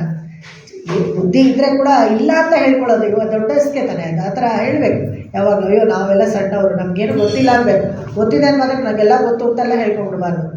ಎಷ್ಟೇ ಗೊತ್ತಿದ್ರೆ ಕೂಡ ಗೊತ್ತಿಲ್ಲದೆ ಇರೋ ವಿಷಯ ಏನಾದರೂ ಒಂದಿರುತ್ತೆ. ಈ ಥರನೇ ಅಗಸ್ತ್ಯರು ಇವರು ಎಲ್ಲ ಜಪ ಪಟ್ಕೊಂಡಾಗ ಎಲ್ಲರಿಗೂ ಗರ್ಭಭಂಗ ಮಾಡಿದ್ದಾರೆ ಭಗವಂತ. ಅವರು ಜನ್ಮ ಮಹರ್ಷಿ ಜಪ ಪಟ್ಕೊಂಡ್ರಂತೆ. ನಾನು ಅಗಸ್ತ್ಯರ ಹತ್ರ ಹೇಳ್ಕೊಟ್ರಂತೆ, ಅಯ್ಯೋ ನಾನು ಇಡೀ ಗಂಗೆ ಬತ್ತಲಲ್ಲ ಭಗೀರಥ, ಇದರಲ್ಲಿ ಎಲ್ಲ ಫುಲ್ಲು ಗಂಗೆನ ಹಾಗೆ ಕುಡಿದ್ಬಿಟ್ಟೆ, ಕೋಪ ಬಂದ್ಬಿಡ್ತಾ ಆಶ್ರಮದಲ್ಲೆಲ್ಲ ಚೆಲ್ಲಾಪಿಲಿ ಮಾಡ್ಬಿಟ್ಟು ಕುಡಿದ್ಬಿಟ್ಟೆ ನಾನು ಅಂತ. ಆಮೇಲೆ ಬೇಡ್ಕೊಂಡ್ರು ನಾನು ಕಿವಿಯಿಂದ ಬಿಟ್ಟೆ ಜನ್ಮ ಮಹರ್ಷಿ, ಅದಕ್ಕೆ ಅವಳು ಜಾಹ್ನವಿ ಆದ್ರು ಅಂತ. ಓಹೋ ಹಂಗ ಅಗಸ್ತ್ಯರು ಹೇಳ್ತಾರಂತೆ, ಅಯ್ಯೋ ನಾನು ಈ ಸಾಗರನೆಲ್ಲ ಹಾಗೆ ನಾನು ಕುಡಿದ್ಬಿಟ್ಟೆ ಗೊತ್ತಾ, ಆಪೋಷಣ ಮಾಡಿಬಿಟ್ಟು ಕೋಪ ಬಂದ್ಬಿಡ್ತು ನನಗೆ. ಇಡೀ ಅವಾಗ ಅವ್ರು ಕುಡಿದಾಗ ಅದು ಸಿಹಿ-ನೀರಾಗಿತ್ತಂತೆ. ಆಮೇಲೆ ತಿರ್ಗಾ ಎಲ್ಲ ಬಂದು ದೇವತೆಗಳೆಲ್ಲ ಬೇಡ್ಕೊಂಡ್ಮೇಲೆ ನನ್ನ ಮೈ ಬೆವರಿಂದ ಅದು ಸಾಗರ ಆಯಿತು ಗೊತ್ತಾ, ನಾನು ಫುಲ್ಲು ಸಮುದ್ರನೇ ಕುಡ್ಕೊಂಬಿಟ್ಟೆ ಅಂತ ಇರುತ್ತೆ. ಭಗವಂತ ನೋಡ್ತಾರಂತೆ ಇಬ್ಬರನ್ನ, ಎಲ್ಲರನ್ನೂ ಸೇರಿ ಅವ್ನು ಕುಡಿದ್ಬಿಡ್ತಾನಲ್ಲ ಇವಾಗ ಮಹಾಮಳೆ ಕಾಲದಲ್ಲಿ. ಒಬ್ಬರಿಗಿಂತ ಒಬ್ಬರು ದೊಡ್ಡವರು ಇದ್ದೇ ಇರ್ತಾರೆ, ಜಪ ಪಟ್ಕೊಳ್ಬಾರ್ದು ಯಾವಾಗಲೂ. ಅದಕ್ಕೆ ನೈಚ್ಯಾನುಸಂಧಾನ ಮಾಡ್ಕೊಳ್ತಾರೆ. ಹೆಂಗಂದ್ರೆ ಅರಿವನ್ನೂ ಇಲ್ಲ, ಆದರೆ ಉಂಬಳಕ ಕೊರೆಯೋನ್ನೂ ಇಲ್ಲ. ಇದು ಭಗವಂತನ ಜೊತೆ ಕಂಪೇರ್ ಮಾಡ್ಕೊಳ್ತಾರೆ. ತನ್ನೋಡು ಅಂತ ಯಾಕೆ ಹಾಕಿದ್ರು ಅಂದರೆ ನೀನು ನಿನ್ನ ಲಕ್ಷ್ಮಿ ಜೊತೆಗೆ ತನ್ನೋಡು ಉರವೇ ನಾವೊಂದು ಸಂಬಂಧ ಕಲ್ಪಿಸ್ಕೊಳ್ಬೇಕು ಭಗವಂತನ ಜೊತೆಗೆ. ಏನು ಉರವು ಅಂತ ಹೇಳಿದ್ರೆ ಈ ನವವಿಧ ಸಂಬಂಧವನ್ನು ಇಲ್ಲಿ ತುಂಬ ಚೆನ್ನಾಗಿ ಹೇಳ್ಕೊಳ್ತಾರೆ. ಭಕ್ತಿ ಅನ್ನೋ ವಿಚಾರ ಬಂದಾಗ ನವವಿಧ ಸಂಬಂಧ ಹೇಳ್ತಾರೆ. 9 ಥರ. ಈ ಪಿತಾ ಪುತ್ರ, ಮಗನಿಗೂ ತಂದೆಗೂ ಯಾವ ಥರ ಇರುತ್ತೋ ಆ ಥರ ಸಂಬಂಧ. ಪ್ರೀತಿ ಏನಾಯ್ತು, ಪ್ರೀತಿ ವಿಶ್ವಾಸ ಹೇಗೆ ತೋರಿಸ್ತಾರೋ ಭಗವಂತ ಆ ಥರ ನಮ್ಗೆ ತೋರಿಸ್ತಾನೆ. ರಕ್ಷಕ ರಕ್ಷ, ಅವನು ಭಗವಂತ ನಮಗೆ ರಕ್ಷಕ, ನಾವು ರಕ್ಷ ವಸ್ತು, ಈ ಸಂಬಂಧ ಆ ಥರ ಇರುತ್ತೆ. ಶೇಷಿ, ನಾವೆಲ್ಲ ಶೇಷರು, ಭಗವಂತನಿಗೆ ನಾವು ಕೈಂಕರ್ಯ ಮಾಡಬೇಕು. ಭರ್ತ ಭಾರ್ಯ, ಗಂಡ ಹೆಂಡತಿ ಇರ್ತಾರಲ್ಲ ಆ ಥರ, ಯಾವಾಗಲೂ ಹೆಂಡತಿ ಬಂದು ಸೇವೆ ಮಾಡೋದು ಈ ಥರನೇ ತೋರಿಸ್ತಾರೆ. ಈ ಸೇವೆ ಮಾಡೋದು ಅಂದ ತಕ್ಷಣ ಇವರು ಕೈ ಕೊಟ್ಕೊಂಡು ಹಾಗೆ ನಾವು ಸ್ಲೇವಾ ಅಂತ ಹಾಗೆ ಒಂದು ಧ್ವಜ ಇಟ್ಕೊಂಡ್ಬಿಟ್ಟು ರೋಡಲ್ಲಿ ಜಗಳ ಕೊಡೋಕೆ ಬರಲ್ಲ. ಅದರಲ್ಲಿ ಒಂದು ಪ್ರೀತಿ ಇದೆ ರೀ. ಯಾವ್ದೊಂದು ಸೇವೆ ಮಾಡಿ, ಯಾರಿಗೆ ಏನೇ ಸೇವೆ ಮಾಡಿದ್ರು ಪ್ರೀತಿಯಿಂದ ಮಾಡಿದ್ರೆ ಅದರಲ್ಲೂ ಒಂದು ಸಂತೋಷ ಬರುತ್ತೆ. ಮಾಡಿ ನೋಡ್ಬೇಕಂತ ನಾನು ಯಾಕೆ ಮಾಡಬೇಕು ಅಂತ ಅಂದ್ಕೊಂಡ್ರೆ ಆವಾಗಲೇ ಆ ತೊಂದರೆ ಬರುತ್ತೆ. ಇವಾಗಿನ ಜನ್ರೇಷನ್ಗೆ ಅದೇನೆ, ನಾನು ಯಾಕೆ ಈ ಕೆಲಸ ಮಾಡಬೇಕು, ನಾನು ಯಾಕೆ ಆ ಕೆಲಸ. ಎಲ್ಲರೂ ಸೇರಿ ಎಲ್ಲ ಒಂದು ಕೆಲಸ ಮಾಡಿದ್ರೆ ಒಂದು ಮನೇಲಿ ಬೇಗ ಕೆಲಸ ಆಗುತ್ತೆ. ನಾನು ಯಾಕೆ ಮಾಡ್ಬೇಕು, ನೀನು ಯಾಕೆ ಮಾಡಬೇಕಂದ್ರೆ ಯಾರೂ ಮಾಡಲ್ಲ, ಇಬ್ಬರು ಮನೆಯಿಂದ ಹೊರಗಡೆ ಹೋಗ್ತಾರೆ ಅಷ್ಟೇ. ಇದು ಸುಲಭವಾಗಿ ಎಲ್ಲ ಪರಿಹಾರ ಸಿಗೋವಂಥದ್ದಿಗೆ ದೊಡ್ಡದಾಗಿ ಬೆಟ್ಟದ ಥರ ಮಾಡ್ಕೊಂಡು ತಲೆ ಮೇಲೆ ಸಂಸಾರನೇ ಕಷ್ಟ ನಂತರ ಮಾಡ್ಕೊಂಡ್ಬಿಡ್ತಾರೆ ಎಲ್ಲರೂ. ಆ ಥರ ಭರ್ತ ಭಾರ್ಯ ಈ ರಿಲೇಷನ್ ಎಷ್ಟು ಹೇಳಿದ್ರು ಸಾಲದು. ಎಂಥ ಒಂದು ದೊಡ್ಡ ಚಕ್ರವರ್ತಿ ಇದ್ರಲ್ಲೂ ಗಂಡ ಹೆಂಡತಿ ಪಾಪ ಬೇರೆ ಇದ್ದು 1 ವರ್ಷ ಕಾಲ ಸೀತೆ ಎಲ್ಲ ಎಷ್ಟು ಕಷ್ಟಪಡ್ತಾಳೆ. 5 ಜನ ಗಂಡರಿದ್ರು, ದ್ರೌಪದಿ 2 ಸತಿ ಅವಮಾನ ಆಗುತ್ತೆ. ಅವಳು ಎಷ್ಟು ಕಷ್ಟಪಡ್ತಾಳೆ. ಅವಳು ಯಾವತ್ತು ಗಂಡನ್ನು ಏನೋ ಕೋಪಿಸ್ಕೊಂಡು ನೀವು ಯಾರನ್ನ ನೋಡ್ಕೊಳ್ಳಿಲ್ಲ ಅಂತ ಬಿಟ್ಬಿಟ್ಟು ಹೋಗ್ಬಿಡಲಿಲ್ಲ. ಇದೆಲ್ಲ ಯಾಕೆ ಚರಿತ್ರೆನ ಬರಲಾರೋ ಇದನ್ನೆಲ್ಲ ಉಪಪ್ರಮಾಣಗಳನ್ನು ಓದಬೇಕು ಅಂತ ಹೇಳಿದ್ರೆ ಅಲ್ಲಿಂದ ಒಂದು ಒಳ್ಳೆಯ ವಿಷಯ ನಮ್ಗೆ ಸಿಗುತ್ತಲ್ಲ. ಅವರು ಎಷ್ಟು ಕಷ್ಟಪಟ್ಟಿದ್ದಾರೆ ಆವಾಗ ಅದನ್ನೆಲ್ಲ ಡೀಟೇಲಾಗಿ ಹೇಳ್ತಾಳೆ. ಅದನ್ನ ಓದಿದಾಗ ನಮ್ದೆಲ್ಲ ಏನೂ ಇಲ್ಲ ಅಂತ ಗೊತ್ತಾಗುತ್ತೆ. ನಾವು ಅವಾಗ ನಮ್ಮ ಕಷ್ಟವನ್ನು ನಾವು ಸಲೀಸಾಗಿ ಅದನ್ನು ನಿಭಾಯಿಸ್ಕೋಬೋದು. ಜ್ಞೇಯ ಜ್ಞಾತ ಅಂತ ಭಗವಂತನಿಗೆ ಎಲ್ಲ ವಿಷಯ ಗೊತ್ತು. ವಿಷಯ ತಿಳ್ಕೊಳ್ಬೇಕಾದವರು ನಾವು ಅಂತ. ಸ್ವಾಮಿ ಸ್ವತ್ತು, ಭಗವಂತ ಸ್ವಾಮಿ, ನಾವೆಲ್ಲ ಒಂದು ಸ್ವತ್ತು. ಏನೇನಿದೆಯೋ, ಏನೇನು ಕಣ್ಣಲ್ಲಿ ನೋಡೋಕ್ಕಾಗುತ್ತೋ, ಮುಸಕ್ಕಾಗುತ್ತೋ, ಮುಟ್ಟಕ್ಕಾಗುತ್ತೋ, ಪ್ರತಿಯೊಂದು ವಸ್ತುನೂ ಎಲ್ಲ ಭಗವಂತನದ್ದೇ, ನಮ್ಮನ್ನು ಸೇರಿಸಿ ಅವನದ್ದೇ. ಆಧಾರ ಆದೇಯ, ನಮಗೆಲ್ಲ ಆಧಾರ ಯಾರು ಅಂದರೆ ಭಗವಂತನೇ. ಆದೇಯ ಅಂದರೆ ನಾವು, ನಮ್ಮನ್ನು ಕಾಪಾಡೋದು ಅವನೇನೆ. ಪರಮಾತ್ಮ ಜೀವಾತ್ಮ ಇದೇ ಸಂಬಂಧ. ಈ 9 ಥರ ಸಂಬಂಧ ನವವಿಧ ಭಕ್ತಿನ ನಮ್ಗೆ ತೋರಿಸ್ಕೊಡೋದು ಇದೇನೆ. ನಮಗೂ ಅವ್ರಿಗೆ ಏನು ರಿಲೇಷನ್, ಒಂದು ತನ್ನೋಡು ಉರವೇ. ಉರವು ಅಂದರೆ ರಿಲೇಷನ್. ನಮ್ಮ ಅಕ್ಕಿಂಗು ಒಳಿಕೆ ಒಳಿಯಾದ ನೀವು ಬಿಟ್ಟರು ಬಿಡೋಕ್ಕಾಗಲ್ಲ ಅಂತ. ಭೋಗ್ತಾ ಭೋಗ್ಯ. ನೆನ್ನೆ ಕೂಡ ನಾನು ಹೇಳಿದೆ ಶಂಕರ ಪೊಂಗಲ್ ಹೇಗೆ ಭೋಗ್ಯವಾಗಿರುವಂಥ ವಸ್ತು ತಿನ್ನೋದು ಅಂತ. ಜೀವಾತ್ಮಗಳೆಲ್ಲ ಭೋಗ್ಯ, ಭಗವಂತ ಭೋಗ್ತಾ. ಇದನ್ನು ಈ 9 ಥರ ಸಂಬಂಧ ತೋರಿಸ್ಕೊಡ್ತಾರೆ. ಈ 9 ಥರ ಸಂಬಂಧದಲ್ಲಿ ಒಂದೇ ಒಂದು ಸ್ತೋತ್ರದಲ್ಲಿ ನಾವು ನೋಡ್ಕೋಬೋದು ಹೇಗೆ ಕಲ್ಪನೆ ನಮ್ಗೆ ಬರುತ್ತೆ. ರಾಮಾಯ ರಾಮಭದ್ರಾಯ ರಾಮಚಂದ್ರಾಯ ವೇದಸೇ ರಘುನಾಥಾಯ ನಾಥಾಯ ಸೀತಾಯ ಪತಯೇ ನಮಃ ಅಂತ ಬರುತ್ತಲ್ಲ, ಅದರಲ್ಲೇ ಒಂದು ಶ್ಲೋಕದಲ್ಲಿ 9 ಇದು ತೋರಿಸ್ತಾರೆ. ದಶರಥನಿಗೆ ಏನಪ್ಪ ಅಂತ ರಾಮಾಯ, ಅದೇ ಪುತ್ರ ತಂದೆ ರಿಲೇಷನ್ ಇತ್ತಲ್ಲ ಅದು. ಕೌಸಲ್ಯಗೆ ರಾಮಭದ್ರ, ಅವನು ಕೈಕೇಯಿಗೆ ರಾಮಚಂದ್ರ. ಕೈಕೇಯಿ ಯಾವಾಗಲೂ ತುಂಬ ಆಹ್ಲಾದಕರವಾಗಿ ಆ ಥರ ಚೆನ್ನಾಗಿದ್ದಂತೆ. ವಶಿಷ್ಠರಿಗೆ ವೇದಸೆ, ಅವ್ರಿಗೆ ವೇದಗಳನ್ನೆಲ್ಲ ಅವನೇ ತರಬೇಕು, ಆಗಮ ಎಲ್ಲ ಅವನು ಉಸಿರಾಟ ಭಗವಂತನದು ವೇದಸೆ. ಅಯೋಧ್ಯೆ ಜನರಿಗೆ ರಘುನಾಥ ಅವನು. ಆಮೇಲೆ ಇದಕ್ಕೆ ಪ್ರಜೆಗಳಿಗೆಲ್ಲ ನಾಥ, ಎಲ್ಲರಿಗೂ ಒಡೆಯ ಅವನು. ಆ ಥರ ಮಿಥಿಲಾಗೆ ಸೀತಾಪತಿ. ಈ ಥರ ಒಂದೊಂದು ರಿಲೇಷನ್ನು ಹಾಗೆ ಆ ಥರ ಚೆನ್ನಾಗಿ ಬರುತ್ತೆ. ಇಲ್ಲಿ ಹೇಳ್ತಾರೆ, ನೀವು ಅಶಾಸ್ತ್ರಿ ಇವಾಗ ನಾವು ತಿಂತಾ ಇದ್ವಿ, ನಮಗೇನು ಕರವೇ ಪಿಕ್ಚರ್ನ ಓದ್ವಿ, ಆ ಥರ ಓಡಾಡ್ಕೊಂಡು ಸ್ನಾನನೂ ಮಾಡ್ತಾ ಇರಲಿಲ್ಲ ನಾವು, ಹಾಗೆ ತಿಂದ್ಬಿಡ್ತೀವಿ. ಬೆಳಗ್ಗೆ ಏನೋ ಕೊಡ್ತಾರೆ ತಗ್ಲನ್ನ, ಅದನ್ನು ತಿಂದ್ಬಿಡ್ತೀವಿ ಅಂತ. ಯಾತಯಾಮಂ ಗತರಸಂ ಪೂಷಿ ಪರ್ಯುಷಿತಂ ಅಂತ ಹೇಳ್ತಾನೆ ಅಲ್ಲಿ ಭಗವದ್ಗೀತೆಯಲ್ಲಿ. ಯಾತಯಾಮಂ ಅಂದರೆ 1 hour 45 minutes ಒಂದು ಯಾಮ. ಅಷ್ಟಕ್ಕೆ ಮೇಲೆ ಜಾಸ್ತಿ ಆಗಿಬಿಟ್ರೆ ನಾವು ಏನು ಅಡುಗೆ ಮಾಡಿರ್ತೀವೋ ಅದನ್ನು ತಿನ್ನಬಾರ್ದು, ಶಾಸ್ತ್ರ. ಆಮೇಲೆ ನೀವು ಬೇಕಾದ್ರೆ ಫ್ರಿಜ್ನ ಮಾರಬೇಕು, ಏನು ಮಾಡಬೇಕು ನೀವಷ್ಟೇ ಮಾಡ್ಕೊಳ್ಳಿ. ಯಾಕೆ ಅಂತ ಹೇಳಿದ್ರು ಅಂದರೆ, ಒಂದು ಯಾಮ ಆಗಿಬಿಟ್ರೆ ನಾವು ಅಡುಗೆ ಮಾಡಿರ್ತೀವಲ್ಲ ಅದು ಚೆನ್ನಾಗೇ ಇರ್ಬೋದು, ನೀವು ಎಷ್ಟು ತಿಂಗಳಿಟ್ಟರು ಫ್ರಿಜ್ಜಲ್ಲಿ ಏನೂ ಆಗದೆ ಇರ್ಬೋದು. ಆದರೆ ಅದರಲ್ಲಿ ಸತ್ತು ಇರುತ್ತಲ್ಲ, ಅದಿರಲ್ಲ. ಆ ಸತ್ತು ಹೋಗ್ಬಿಟ್ರೆ ನೀವು ತಿಂತೀರಾ, ಹೊಟ್ಟೆ ತುಂಬತ್ತೆ ಅಷ್ಟೇ. ಆದರೆ ಅದರಲ್ಲಿರೋ ಏನು ಪೌಷ್ಟಿಕಾಂಶ ಏನು ಇರೋದಿಲ್ಲ, ನಿಮ್ಮ ಶರೀರಕ್ಕೆ ಏನೂ ಸಿಗೋದಿಲ್ಲ. ಈ ಥರ ನೋಡ್ಕೊಳ್ಳಿ. ಯಾವಾಗ ಬೇಗ ಫ್ರೆಶ್ ಆಗಿ ತಿಂದು ಎಷ್ಟು ಬೇಕೋ ಅಷ್ಟು ಮಾಡಿಕೊಂಡು ತಿನ್ನೋ ಥರ ನಾವು ನೋಡ್ಕೋಬೇಕು. ಅದನ್ನೇ ಹೇಳ್ತಾರೆ ಇಲ್ಲಿ. ಸ್ನಾನ ಇಲ್ಲದೆ ನಾವು ತಿಂತಾ ಇದ್ವಿ, ಏನಾದರೂ ಒಂದು ಸ್ನಾನ ಮಾಡ್ಬೋದಾಗಿತ್ತಲ್ವೇ ಅಂದರೆ ನೀವೆಲ್ಲ ಅಂತ ಕೇಳ್ತಾರಂತೆ ಕೃಷ್ಣ. ಏನಾದರೂ ಒಂದು ಸ್ನಾನ ಹೇಗೆ ಮಾಡೋದು? ಏನಾದರೂ ಒಂದು ಸ್ನಾನ ಮಾಡಬೇಕು. ಯಾವ ಥರ ಅಂತ ಹೇಳಿದ್ರೆ, ವಾರುಣ ಸ್ನಾನ ಅಂತ ಹೇಳಿದ್ರೆ ಅವಭೃತ ಸ್ನಾನ, ಮೇಲಿಂದ ಜಂಪ್ ಹೊಡೆದು ಫುಲ್ಲು ಇಡೀ ಶರೀರನೇ ನೆಂದೋಗೋ ಥರ ಸ್ನಾನ ಮಾಡಬೇಕು. ಮಂತ್ರ ಸ್ನಾನ ಅಂತ ಯಾರಿಗಾದ್ರೂ ಹುಷಾರಿಲ್ಲದೆ ಹೋದರೆ ಶಾಸ್ತ್ರದಲ್ಲಿ ಅದಕ್ಕೂ ದಾರಿ ಇದೆ. ಮಂತ್ರ ಸ್ನಾನ ಮಾಡಿ ಗಾಯತ್ರಿ ಮಾಡೋದು, ಮಿನಿಮಮ್ 8 ಗಾಯತ್ರಿ ಮಲ್ಕೊಂಡೆ. ನಾವು ನೋಡಿದ್ದೀವಿ ಭರದ್ವಾಜರು ಅಷ್ಟು ಇನ್ನೇನು ಸಾವಿನ ಶೈಯಲ್ಲಿ ಇರಬೇಕಾದ್ರೆ ಕೂಡ ಗಾಯತ್ರಿ ಮಂತ್ರ ಬಿಡಲೇ ಇಲ್ಲ, ಮಂತ್ರ ಹೇಳ್ತಾನೇ ಇದ್ರು, ವೇದನೂ ಮಲ್ಕೊಂಡು ಹೇಳ್ತಾನೇ ಇದ್ರು ಅಂತ. ಇಂದ್ರ ಬಂದು 3 ಸತಿ ಆಯುಸ್ ಅವ್ರು ಕೊಟ್ಟಾಗಲೂ ನಾವು ನೋಡ್ತೀವಲ್ಲ, ಆ ಥರ ಮಾನಸಿಕವಾಗಿ ಸ್ನಾನ ಮಾಡ್ಬೋದು. ಈ ಟ್ರೈನಲ್ಲೆಲ್ಲೋ ಹೋಗ್ತಾ ಇರ್ತೀರಾ, 11 ಗಂಟೆವರೆಗೂ ನೆಕ್ಸ್ಟ್ ಸ್ಟೇಷನ್ ಬರೋದಿಲ್ಲ, ಅಲ್ಲೇನೋ ಸ್ನಾನ ಮಾಡೋಕ್ಕೆ ವ್ಯವಸ್ಥೆ ಇರಲ್ಲ ಅಂತ ಇಟ್ಕೊಳ್ಳಿ, ಮಾನಸಿಕವಾಗಿ ಸ್ನಾನ ಮಾಡಿ ಗಾಯತ್ರಿನ ಇಡ್ಬೋದು ಆ ಥರ. ಆಮೇಲೆ ಆಗ್ನೇಯ ಅಂತ, ಆಗ್ನೇಯ ಅಂದರೆ ಭಸ್ಮದಲ್ಲಿ.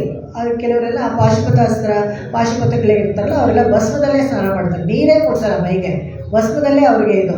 ಆಮೇಲೆ ದಿವ್ಯ ಸ್ನಾನ ಅಂತ, ಬಿಸಿಲು ಮಳೆ ಅಂತ ಹೇಳ್ತಾರಲ್ಲ, ಅದು ತುಂಬ ದಿವ್ಯ ಸ್ನಾನ. ಈಗೆಲ್ಲ ನಮಗೆ ನೋಡೋಕ್ಕೆ ಆಗಲ್ಲ, ಬಿಲ್ಡಿಂಗ್ಗಳ ಎತ್ತರ ಆಗ್ಬಿಟ್ಟು ಬಿಸಿಲು ಮಳೆ ಎಲ್ಲಿ ಕಾಣಿಸುತ್ತೆ? ಏನೋ ಬರೀ ಮಳೆನೇ ಕಾಣಿಸುತ್ತೆ, ಮೋಡ ಅಷ್ಟೇ, ಬೇರೆ ಏನು ಕಾಣಿಸಲ್ಲ. ಈ ದಿವ್ಯ ಸ್ನಾನಕ್ಕೆ ತುಂಬ ಚೆಂದಾಗಿ ಹೇಳ್ತಾರೆ, ಸಾತಮ ವರ್ಷ ಅಂತ ಹೇಳ್ತಾರೆ. ಇದು ತುಂಬ ಶಾಸ್ತ್ರೀಯ, ಮಾಡಬೇಕು ಅಂತ ಹೇಳ್ತಾರೆ. ಬಿಸಿಲು ಮಳೆ ಬಂದಾಗ ಹೋಗಿ ಹೊರಗಡೆ ನಿಂತ್ಕೊಂಡು ಮಾಡಿ ಅಂತ ಹೇಳ್ತಾರೆ.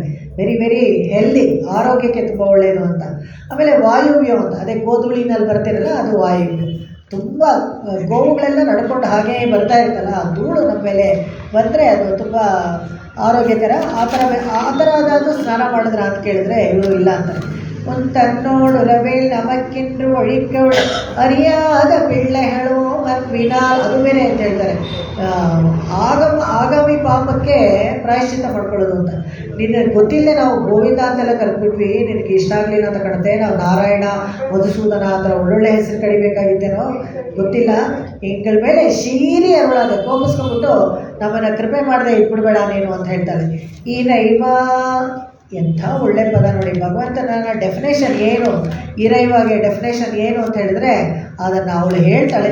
ಇರೈವಾನಿ ತಾರಾಯ್ ಪರಗೇನೋರೆಂಬಾಯ್.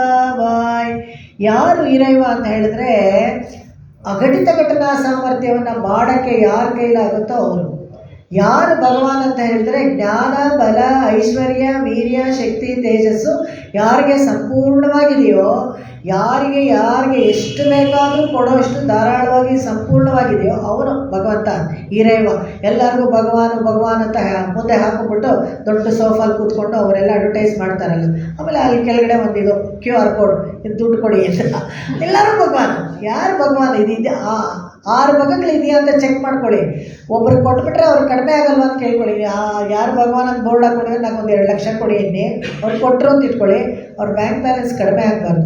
ಕಡಿಮೆ ಆದರೆ ಅವ್ರು ಭಗವಾನಲ್ಲ. ಯಾಕಂದರೆ ಭಗವಂತನಿಗೆ ಯಾರಿಗೆ ಏನು ಕೊಟ್ಟರು ಅವ್ರಿಗೇನು ಕಡಿಮೆ ಆಗಲ್ಲ. ಪೂರ್ಣ ಮದ ಪೂರ್ಣಮಿದ ಅದು ಬರುತ್ತಲ್ಲ ಈ ವೇದದಲ್ಲಿ, ಆ ಥರ ಯಾರಿಗೆ ಎಷ್ಟು ಕೊಟ್ಟರು ಅವ್ನಿಗೆ ತಿರ್ಗಾ ಅದು ಪೂರ್ತಿ ಆಗುತ್ತೆ. ಅವನು ಅದು ಭಗವಂತ ಅವನು.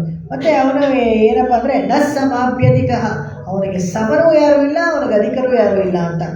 ಕಾರುಣ್ಯದ ಮೂರ್ತಿ, ಯಾರನ್ನು ಬೇಕಾದರೂ ಕ್ಷಮಿಸ್ತಾನೆ, ಯಾರನ್ನು ಬೇಕಾದರೂ ತನ್ನ ತೆಕ್ಕೆ ಒಳಗೆ ತಗೊಳ್ತಾನೆ. ಇದೇನೇ ನಮಗೆ ತುಂಬ ಮುಖ್ಯ. ಯಾಕಂದರೆ ಅಷ್ಟು ದೊಡ್ಡ ಭಗವಂತ ನಮಗೆ ಅನುಗ್ರಹ ಮಾಡ್ತಾನೆ ಅಂದರೆ ಮಾಡ್ತಾನೆ. ಅವನಿಗೆ ಕರುಣೆ ತುಂಬ ಅಪ್ರತಿಮ ಸ್ವಾತಂತ್ರ್ಯ ಅಂತೆ. ಯಾರನ್ನೂ ಕೇಳಬೇಕಾಗಿಲ್ಲ. ನಮ್ಮನ್ನು ಅನುಗ್ರಹ ಮಾಡಬೇಕಾದ್ರೆ ನಮ್ಮನೆ ಪಕ್ಕದ ಮನೆಯವ್ರು ಹೋಗ್ಬಿಟ್ಟು ಅವ್ನಿಗೆ ಕೊಡಬೇಡಿ, ಅವ್ನು ಕೆಟ್ಟವನು, ನಾನು ಮೊದಲಿಂದ ನೋಡಿದ್ದೀನಿ ಅಂದರೆ ಯಾರ ಮಾತನ್ನು ಕೇಳಲ್ಲ. ಅಭಯ ಪ್ರದಾನ ಸಾರದಲ್ಲಿ ನಾವು ಪೂರ್ತಿ ನೋಡ್ಬಿಟ್ವಿ. ವಿಭೀಷಣನಿಗೆ ಹೇಗೆ ಅನುಗ್ರಹ ಮಾಡ್ತಾನೆ, ಎಲ್ಲರಿಗೂ ಹೇಗೆ ಅನುಗ್ರಹ ಮಾಡ್ತಾನೆ. ಅಭಯ ಪ್ರದಾನ ಸಾರ ಅನ್ನೋದು ಅದು ಒಂದು ಗ್ರಂಥ, ವೇದಾಂತ ದೇಶಕ್ಕೆ ಬರೆದಿರೋದು. ಶರಣಾಗತಿಯಲ್ಲಿ ಎಷ್ಟು ಥರ ಶರಣಾಗತಿ ಇದೆ. ಯಾರು ತಡೆದ್ರೂ ಭಗವಂತ ಏನಕ್ಕೂ ಒಪ್ಕೊಳ್ಳಲ್ಲ. ಅವನು ಕರುಣೆ ಅಂದರೆ ಅಂತ ಆ ಥರ ಕರುಣೆ ಮೂರ್ತಿ. ಧರ್ಮೋ ವಿಗ್ರಹವಾನ್, ಮಾರೀಚ ಹೇಳಿದ್ದು ರಿಪುಣಾಮಿ ವತ್ಸಲ ಅಂತ ನಾವು ಹೇಳ್ತೀವಲ್ಲ, ಅವನ ಶತ್ರುವಾದ ಮಾರೀಚ ಹೇಳಿ ರಾವಣನಿಗೆ ಹೇಳ್ಬೇಕಾದ್ರೆ ಹೇಳ್ತಾನೆ, ಧರ್ಮನೇ ವಿಗ್ರಹ ಎತ್ಕೊಂಡು ಬಂದರೆ ಹೆಂಗಿರ್ತಾನೋ ಹಂಗಿದ್ದಾನೆ ರಾಮ, ದಯವಿಟ್ಟು ಅವನನ್ನು ಎದುರುಗ ಹಾಕೋಬೇಡ, ನೀನು ಬದುಕೋದಿಲ್ಲ ಅಂತಲೇ ಹೇಳ್ತಾನೆ. ಭಕ್ತ ದೋಷೇಶ್ವ ದರ್ಶನಂ, ಅವನ ಹತ್ರ ಒಂದು ಕೆಟ್ಟ ಗುಣ ಇದೆ ಅಂತೆ. ಯಾರಿಗೆ? ಭಗವಂತನಿಗೆ. ಏನಂದರೆ ನಮ್ಮ ದೋಷಗಳು ಅವನು ಕಾಣಿಸಲ್ವಂತೆ. ಅವ್ನು ಕುರುಡಾಗ್ಬಿಡ್ತಾನಂತೆ ಅವನ ಕಣ್ಣು. ಯಾರು ಇದು ಮಾಡ್ತಾಳೆ ಅಂದರೆ ನೀಳ ಮಾಡ್ತಾಳೆ. ನಿಶಾಮಯತು ಮಾಂ ನೀಳ ಯದ್ಭೋಗ ಪಟಲೈ ಧ್ರುವಂ ಭಾವಿತಂ ಶ್ರೀನಿವಾಸಸ್ಯ ಭಕ್ತ ದೋಷೇಶ್ವ ದರ್ಶನಂ. ಅವಳು ಮಾಡ್ತಾಳಂತೆ ಭಕ್ತರ ದೋಷಗಳನ್ನ ಅವ್ನ ಕಣ್ಣಿಗೆ ಬೀಳದೆ ಇರೋ ಥರ ಮಾಡ್ತಾಳೆ ಅವಳು ಅಂತ. ಆಮೇಲೆ ನಮ್ಮ ದೋಷಗಳನ್ನು ತೆಗಿಯೋಕ್ಕೂ ಅವ್ರಿಗಾಗುತ್ತೆ. ತೀನಿಲ್ ತೂಷಾಂ ಶೆಪ್ಪೇಲ್, ಅವ್ರ ದೋಷಗಳನ್ನು ಏನು ಮಾಡ್ತಾನೆ? ನಿಮಗೆ ಯಾಕೆ? ನಮ್ಮ ದೋಷ ತೆಗೆದ್ರೆ ಸಾಕು ತಾನೆ. ಯಾವಾಗಲೂ ಹಾಗೆ, ಯಾವಾಗಲೂ ನಾವು ಆಫೀಸಲ್ಲೆಲ್ಲ ಕೆಲಸ ಮಾಡ್ಬೇಕಾದ್ರೆ ಯಾರಾದರೂ ಬ್ಯಾಗ್ ಇಟ್ಕೊಳಕ್ಕೆ ಮರೆ ಬಿಟ್ಟೋಗ್ಬಿಟ್ರೆ ಅವ್ರಿಗೇನು ಬೇಗ ಕಳಿಸಿದ್ರೆ ಅಂತ ಕೇಳೋರು. ನಿಮಗೆ ಯಾಕೆ? ನೀವು ಬೇಗ ಹೋಗ್ಬೇಕಾ? ಹೋಗಿ. ಭಗವಂತ ಅದೇ ಹೇಳ್ತಾನೆ, ಯಾರು ದೋಷ ತೆಗಿಯೋಕೆ ಅವ್ನಿಗೇನೂ ಕಷ್ಟ ಇಲ್ಲ, ತೆಗಿತಾನೆ. ನೀವು ಕೇಳಿದ್ರೆ ನಿಮ್ಮದು ತೆಗಿತಾನೆ. ಎಲ್ಲರೂ ಎಲಿಜಿಬಲೇ. ಅದಕ್ಕೆ ಯಾರು ಹೊಟ್ಟೆಗಿಸ್ಬಿಡ್ಬೇಕಾಗಿಲ್ಲ. ಅವನನ್ನು ತಡೆಯೋಕ್ಕೂ ಯಾರಿಗೂ ಆಗೋಲ್ಲ. ಇದೇನೇ ಇರೋದು. ಅದು ಅವನ ಸಂಪೂರ್ಣ ಸ್ವಾತಂತ್ರ್ಯ ಇರೋನು ಅವನು. ಇದೆಲ್ಲ ಹೇಳ್ತಾರೆ. ಈ ಶರಣಾಗತಿ ಆರಂಗ ನಾನು ಹೇಳಿದ್ಮೇಲೆ ಅದು ಆವಾಗಲೇ ಹೇಳಾಯಿತು. ಈ ಥರ ಈ ಕರಮಗಳು ಪಿನ್ಷನ್ರು ಹೋಗ್ಬಿಟ್ರಿ ಹಸು ಹಿಂದೆ ಅಂತ ಹೇಳ್ತಾಳಲ್ಲ, ಅದಕ್ಕೂ ಹೇಳ್ತಾರೆ. ಹಸು ಲಕ್ಷ್ಮೀನ ಮುಂದಿಟ್ಕೊಂಡು ಹೋಗಿದ್ರಿಂದ ಅವನು ನಿಮ್ಮ ಮುಂತನ್ನೋಡು ಉರವೇ ಎಮಕ್ಕಿಂತ ಒಳಿಕೆ ಒಳಿಯಾದ ಅಂತ ಹೇಳಿದಲ್ಲ, ನೀನೇ ಹೇಳಿದಿಲ್ಲ ಮತ್ತು ಹೇಗೆ ನಾನು ಬಂಧು ಆಗ್ತೀನಿ ಅಂತ ಹೇಳಿದ್ರೆ, ನೀನೇ ಇದು ಗೋವರ್ಧನ ಬೆಟ್ಟವನ್ನು ತೆಗಿಬೇಕಾದ್ರೆ ಅವು ಗೊಲ್ಲರೆಲ್ಲ ಕೇಳಿದಾಗ ಅಹೋ ಬಾಂಧವಂ ಜಾತಃ, ನಾನು ನಿಮ್ಮೆಲ್ಲ ಬಂತು ಅಂತ ಹೇಳ್ಕೊಂಡೆಲ್ಲ ಭಾಗವತದಲ್ಲಿ, ಅದೆಲ್ಲ ನಮ್ಗೆ ಜ್ಞಾಪಕ ಇದೆ ಅಂತ ಹೇಳ್ತಾರೆ. ಇವು ಏನು ಗೊತ್ತಿಲ್ಲ ಅಂತಾರೆ, ನೋಡಿದ್ರೆ ಎಲ್ಲ ಗೊತ್ತಿರೋತಾನೆ ಮಾತಾಡ್ತಾ ಇದ್ದಾರಲ್ಲ ಇವರು ಅಂತ ಅವರಿಗೆ ಖುಷಿನೂ ಆಗತ್ತಂತೆ. ಎಲ್ಲ ವಿಷಯ ತಿಳ್ಕೊಂಡಿದ್ದಾರೆ, ಗೊತ್ತಿಲ್ಲ ಅಂತಲೇ ಎಲ್ಲ ವಿಷಯ ತಿಳ್ಕೊಂಡಿದ್ದಾರೆ. ಬಂತು ಅಂತ ಹೇಳಿದ್ನಲ್ಲ, ಬಂದು ಸಕಲಸ್ಯ ಜಂತೋಹ ಬಂಧುರ ಪರ್ಯಂಕ ಬಂಧ ರಮಣೀಯಂ ವಿಷಮ ವಿಲೋಚನ ಮೀಡೆ ವೇಗವತಿ ಪುಳಿನ ಕೇಳಿ ನರಸಿಂಹಂ. ಕಾಮಸಿಕಾಷ್ಟದಲ್ಲಿ ವೇದಾಂತ ದೇಶಿಕರು ಹೇಳ್ತಾರೆ, ಬಂಧು ಸಕಲ ಜಂತು, ಎಲ್ಲ ಜಂತುಗಳಿಗೂ ಬಂಧು ಅಂತೆ. ನೀವೇನೋ ಮಹಾರಾಜನಿಗೆ ಮಾತ್ರ ಬಂಧು ಅಲ್ಲ, ಅವ್ರು ಯಾರೋ ಆಯರ್ ಕುಲದಲ್ಲಿ ಹುಟ್ಟಿದ್ರು ಅವ್ರಿಗೆ ಮಾತ್ರ ಬಂಧು ಅಲ್ಲ. ಪಕ್ಷಿ ಪ್ರಾಣಿಗಳಿಗೂ ನಾವು ನೋಡಿದ್ವಲ್ಲ, ಗಜೇಂದ್ರ ಕರೆದಾಗ ಯಾವ ಭಾಷೆ ಕರೀತದೋ ಅದೇನೋ ಅದೇ ಅಂತ ಆನೆ ಥರನೇ ಕರೆದಿರುತ್ತೆ. ಓ ಮಣಿವಣ್ಣ ಹಾಡಿದ್ಯಾರೋ ಅದೇ ಹೇಳಿದ್ದು ಆಳ್ವಾರು, ಆದರೆ ಅದ್ರ ಭಾಷೆಯಲ್ಲಿ ಕರೆದಿರುತ್ತೆ. ಆ ಭಾಷೆ ಇವ್ನಿಗೆ ಅರ್ಥ ಆಗುತ್ತೆ, ಬರ್ತಾನೆ ಕಾಪಾಡೋಕ್ಕೆ. ಕರೆದ್ರೆ ಬರ್ತಾನೆ, ಕರಿಬೇಕು ಅಷ್ಟೇ ನಾವು. ಅದನ್ನು ಹೇಳಿ ನಿಮಗೆ ಗೋವಿಂದ ಅಂತ ಹೇಳ್ಬಿಟ್ನಲ್ಲ, ಆ ಹೆಸರು ಇಷ್ಟ ಆಗಲಿಲ್ವೇನೋ ಅಂದರೆ ಏನು ಹೇಳ್ತಾನಂತೆ, ಹಾಗೇನಿಲ್ಲ, ಆ ಹೆಸರೇ ನನಗೆ ತುಂಬ ಇಷ್ಟ, ಪರವಾಗಿಲ್ಲ ಹೇಳಿ ಬನ್ನಿ ಅಂತ ಹೇಳ್ತಾರೆ. ಅರಿಯಾದ ಪಿಳ್ಳೆಗಳು ಅನ್ಪಿನ ಕರೆಯೋಗಿನ ಪ್ರೀತಿಯಾಗಿ ಕರೆದ್ವಿ. ಒಂದು ತನ್ನೆ ಸಿರುಪೇರೆ ಹಳೆತನവും ಶೀರಿ ಅರುಳಾದೆ, ಅನುಗ್ರಹ ಮಾಡದೆ ಇದ್ಬಿಡ್ಬೇಡ ದಯವಿಟ್ಟು. ಇರೈವಾನಿ ತಾರಾಯ್ ಪರಗೇಲೋರೆಂಬಾವಾಯ್. ಇರೈವ ಅಂತ ಹೇಳಿದ್ನಲ್ಲ, ಇದರ ಅರ್ಥ ಗೊತ್ತಾ ನಿಮಗೆ ಅಂದರೆ ಹೇಳೋದಂತೆ, ನೀನೇ ಅಲ್ವಾ ಇದು, ನೀನೇ ಅಲ್ವಾ ಇದು ಅಂತ. ನೋಡಿದ್ಯಾ ನನ್ನ ವಿಷಯ ಎಷ್ಟು ತಿಳಿದುಕೊಂಡಿದ್ದಾರೆ. ನಾನು ಸಾಧಾರಣ ಗೊಲ್ಲ ಅಂತ ಹೇಳ್ತಾರೆ ನೋಡ್ಕೊಂಡಿದ್ದೆ, ಎಲ್ಲನೂ ಗೊತ್ತು ಇವ್ರು ನನ್ನ ವಿಷಯ ಅಂತ.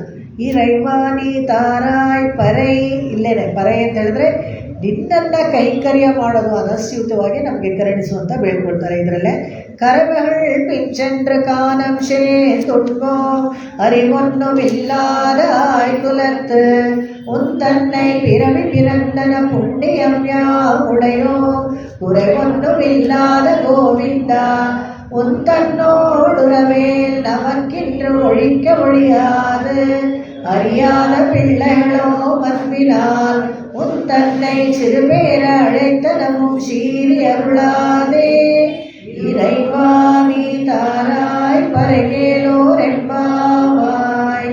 ನಾಳೆ ದಿವಸ ಕ್ಲಾಸ್ ಇರೋದಿಲ್ಲ. ನಾಡಿದ್ದು ಹೇಗೆ 14th ಬರ್ತೀರಾ ಬರಲ್ಲ, ಅವತ್ತು ಹಬ್ಬ ಅಲ್ವಾ, ಎಳ್ಳು ಗಿಡಗು ಇರಬೇಕೇನೋ.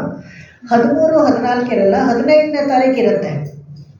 15ನೇ ತಾರೀಕು ಸೇಮ್ ಇದೇ ಟೈಮ್ಗೆ ಇರುತ್ತೆ.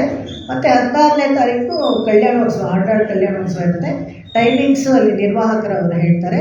ಇಲ್ಲಿ ಕೆಲವು ವಿಷಯಗಳು ಈ ಆಹಾರ ನಿಯಮದಲ್ಲಿ ಬಿಟ್ಟೋಗಿರೋದನ್ನ ಬೇಕಾದ್ರೆ 15ನೇ ತಾರೀಕು ಹೇಳ್ತೀನಿ ನಾನು, ಯಾವುದು ತಿನ್ನಬೇಕು ಯಾವುದು. ಯಾಕಂದರೆ ಇವತ್ತೇ ಹೇಳಿಬಿಟ್ರೆ ಆಮೇಲೆ ಅವತ್ತು ಯಾರು ಬರದೇ ಹೋದರೆ ಇವರೇನೋ ತುಂಬ ಸ್ಟ್ರಿಕ್ಟಾಗಿ ಏನೇನೋ ಹೇಳ್ತಾ ಇದ್ದಾರಲ್ಲ, ಬೇಡ ಸದ್ಯ ಕೇಳಿಬಿಟ್ರೆ ನಮಗೂ ಗಿಲ್ಟಿ ಫೀಲಿಂಗು.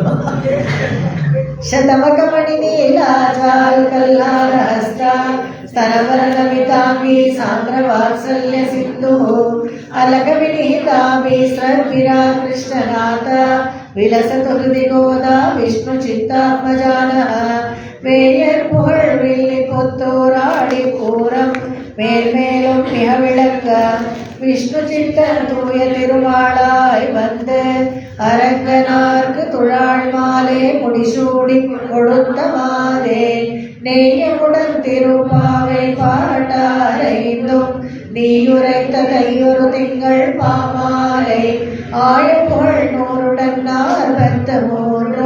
அன்புடனே அடியேனுக்கு அருள் செய்தியே திருவாடி பூரத்து ஜெகத்துரித்தாள் வாழியே திருப்பாவை 30 செப்பினாள் வாழியே பெரியாள் பார்வெடுத்தெடுத்த பெண் பிள்ளை வாழியே பெரும்பூதூர் மாமுனிக்கு பின்னானாள் வாழியே 143 உரைத்தாள் வாழியே உயரங்கற்கே கண்ணி உகந்தளித்தாள் வாழியே மறுவாரும் திருமல்லி வளநாடு வாழியே வண்புதுவை நகர் கோதை மலர் பதங்கள் வாழியே ஆண்டாள் திருவடிகளே சரணம் எம்பெருமானார் திருவடிகளே ಶರಣಂ ದೇಶಿಕರ್ ತಿರುವಡಿಗಳೇ ಶರಣಂ. ಎಲ್ಲರಿಗೂ ನಮಸ್ಕಾರ, ವಂದನೆ, ಧನ್ಯವಾದ.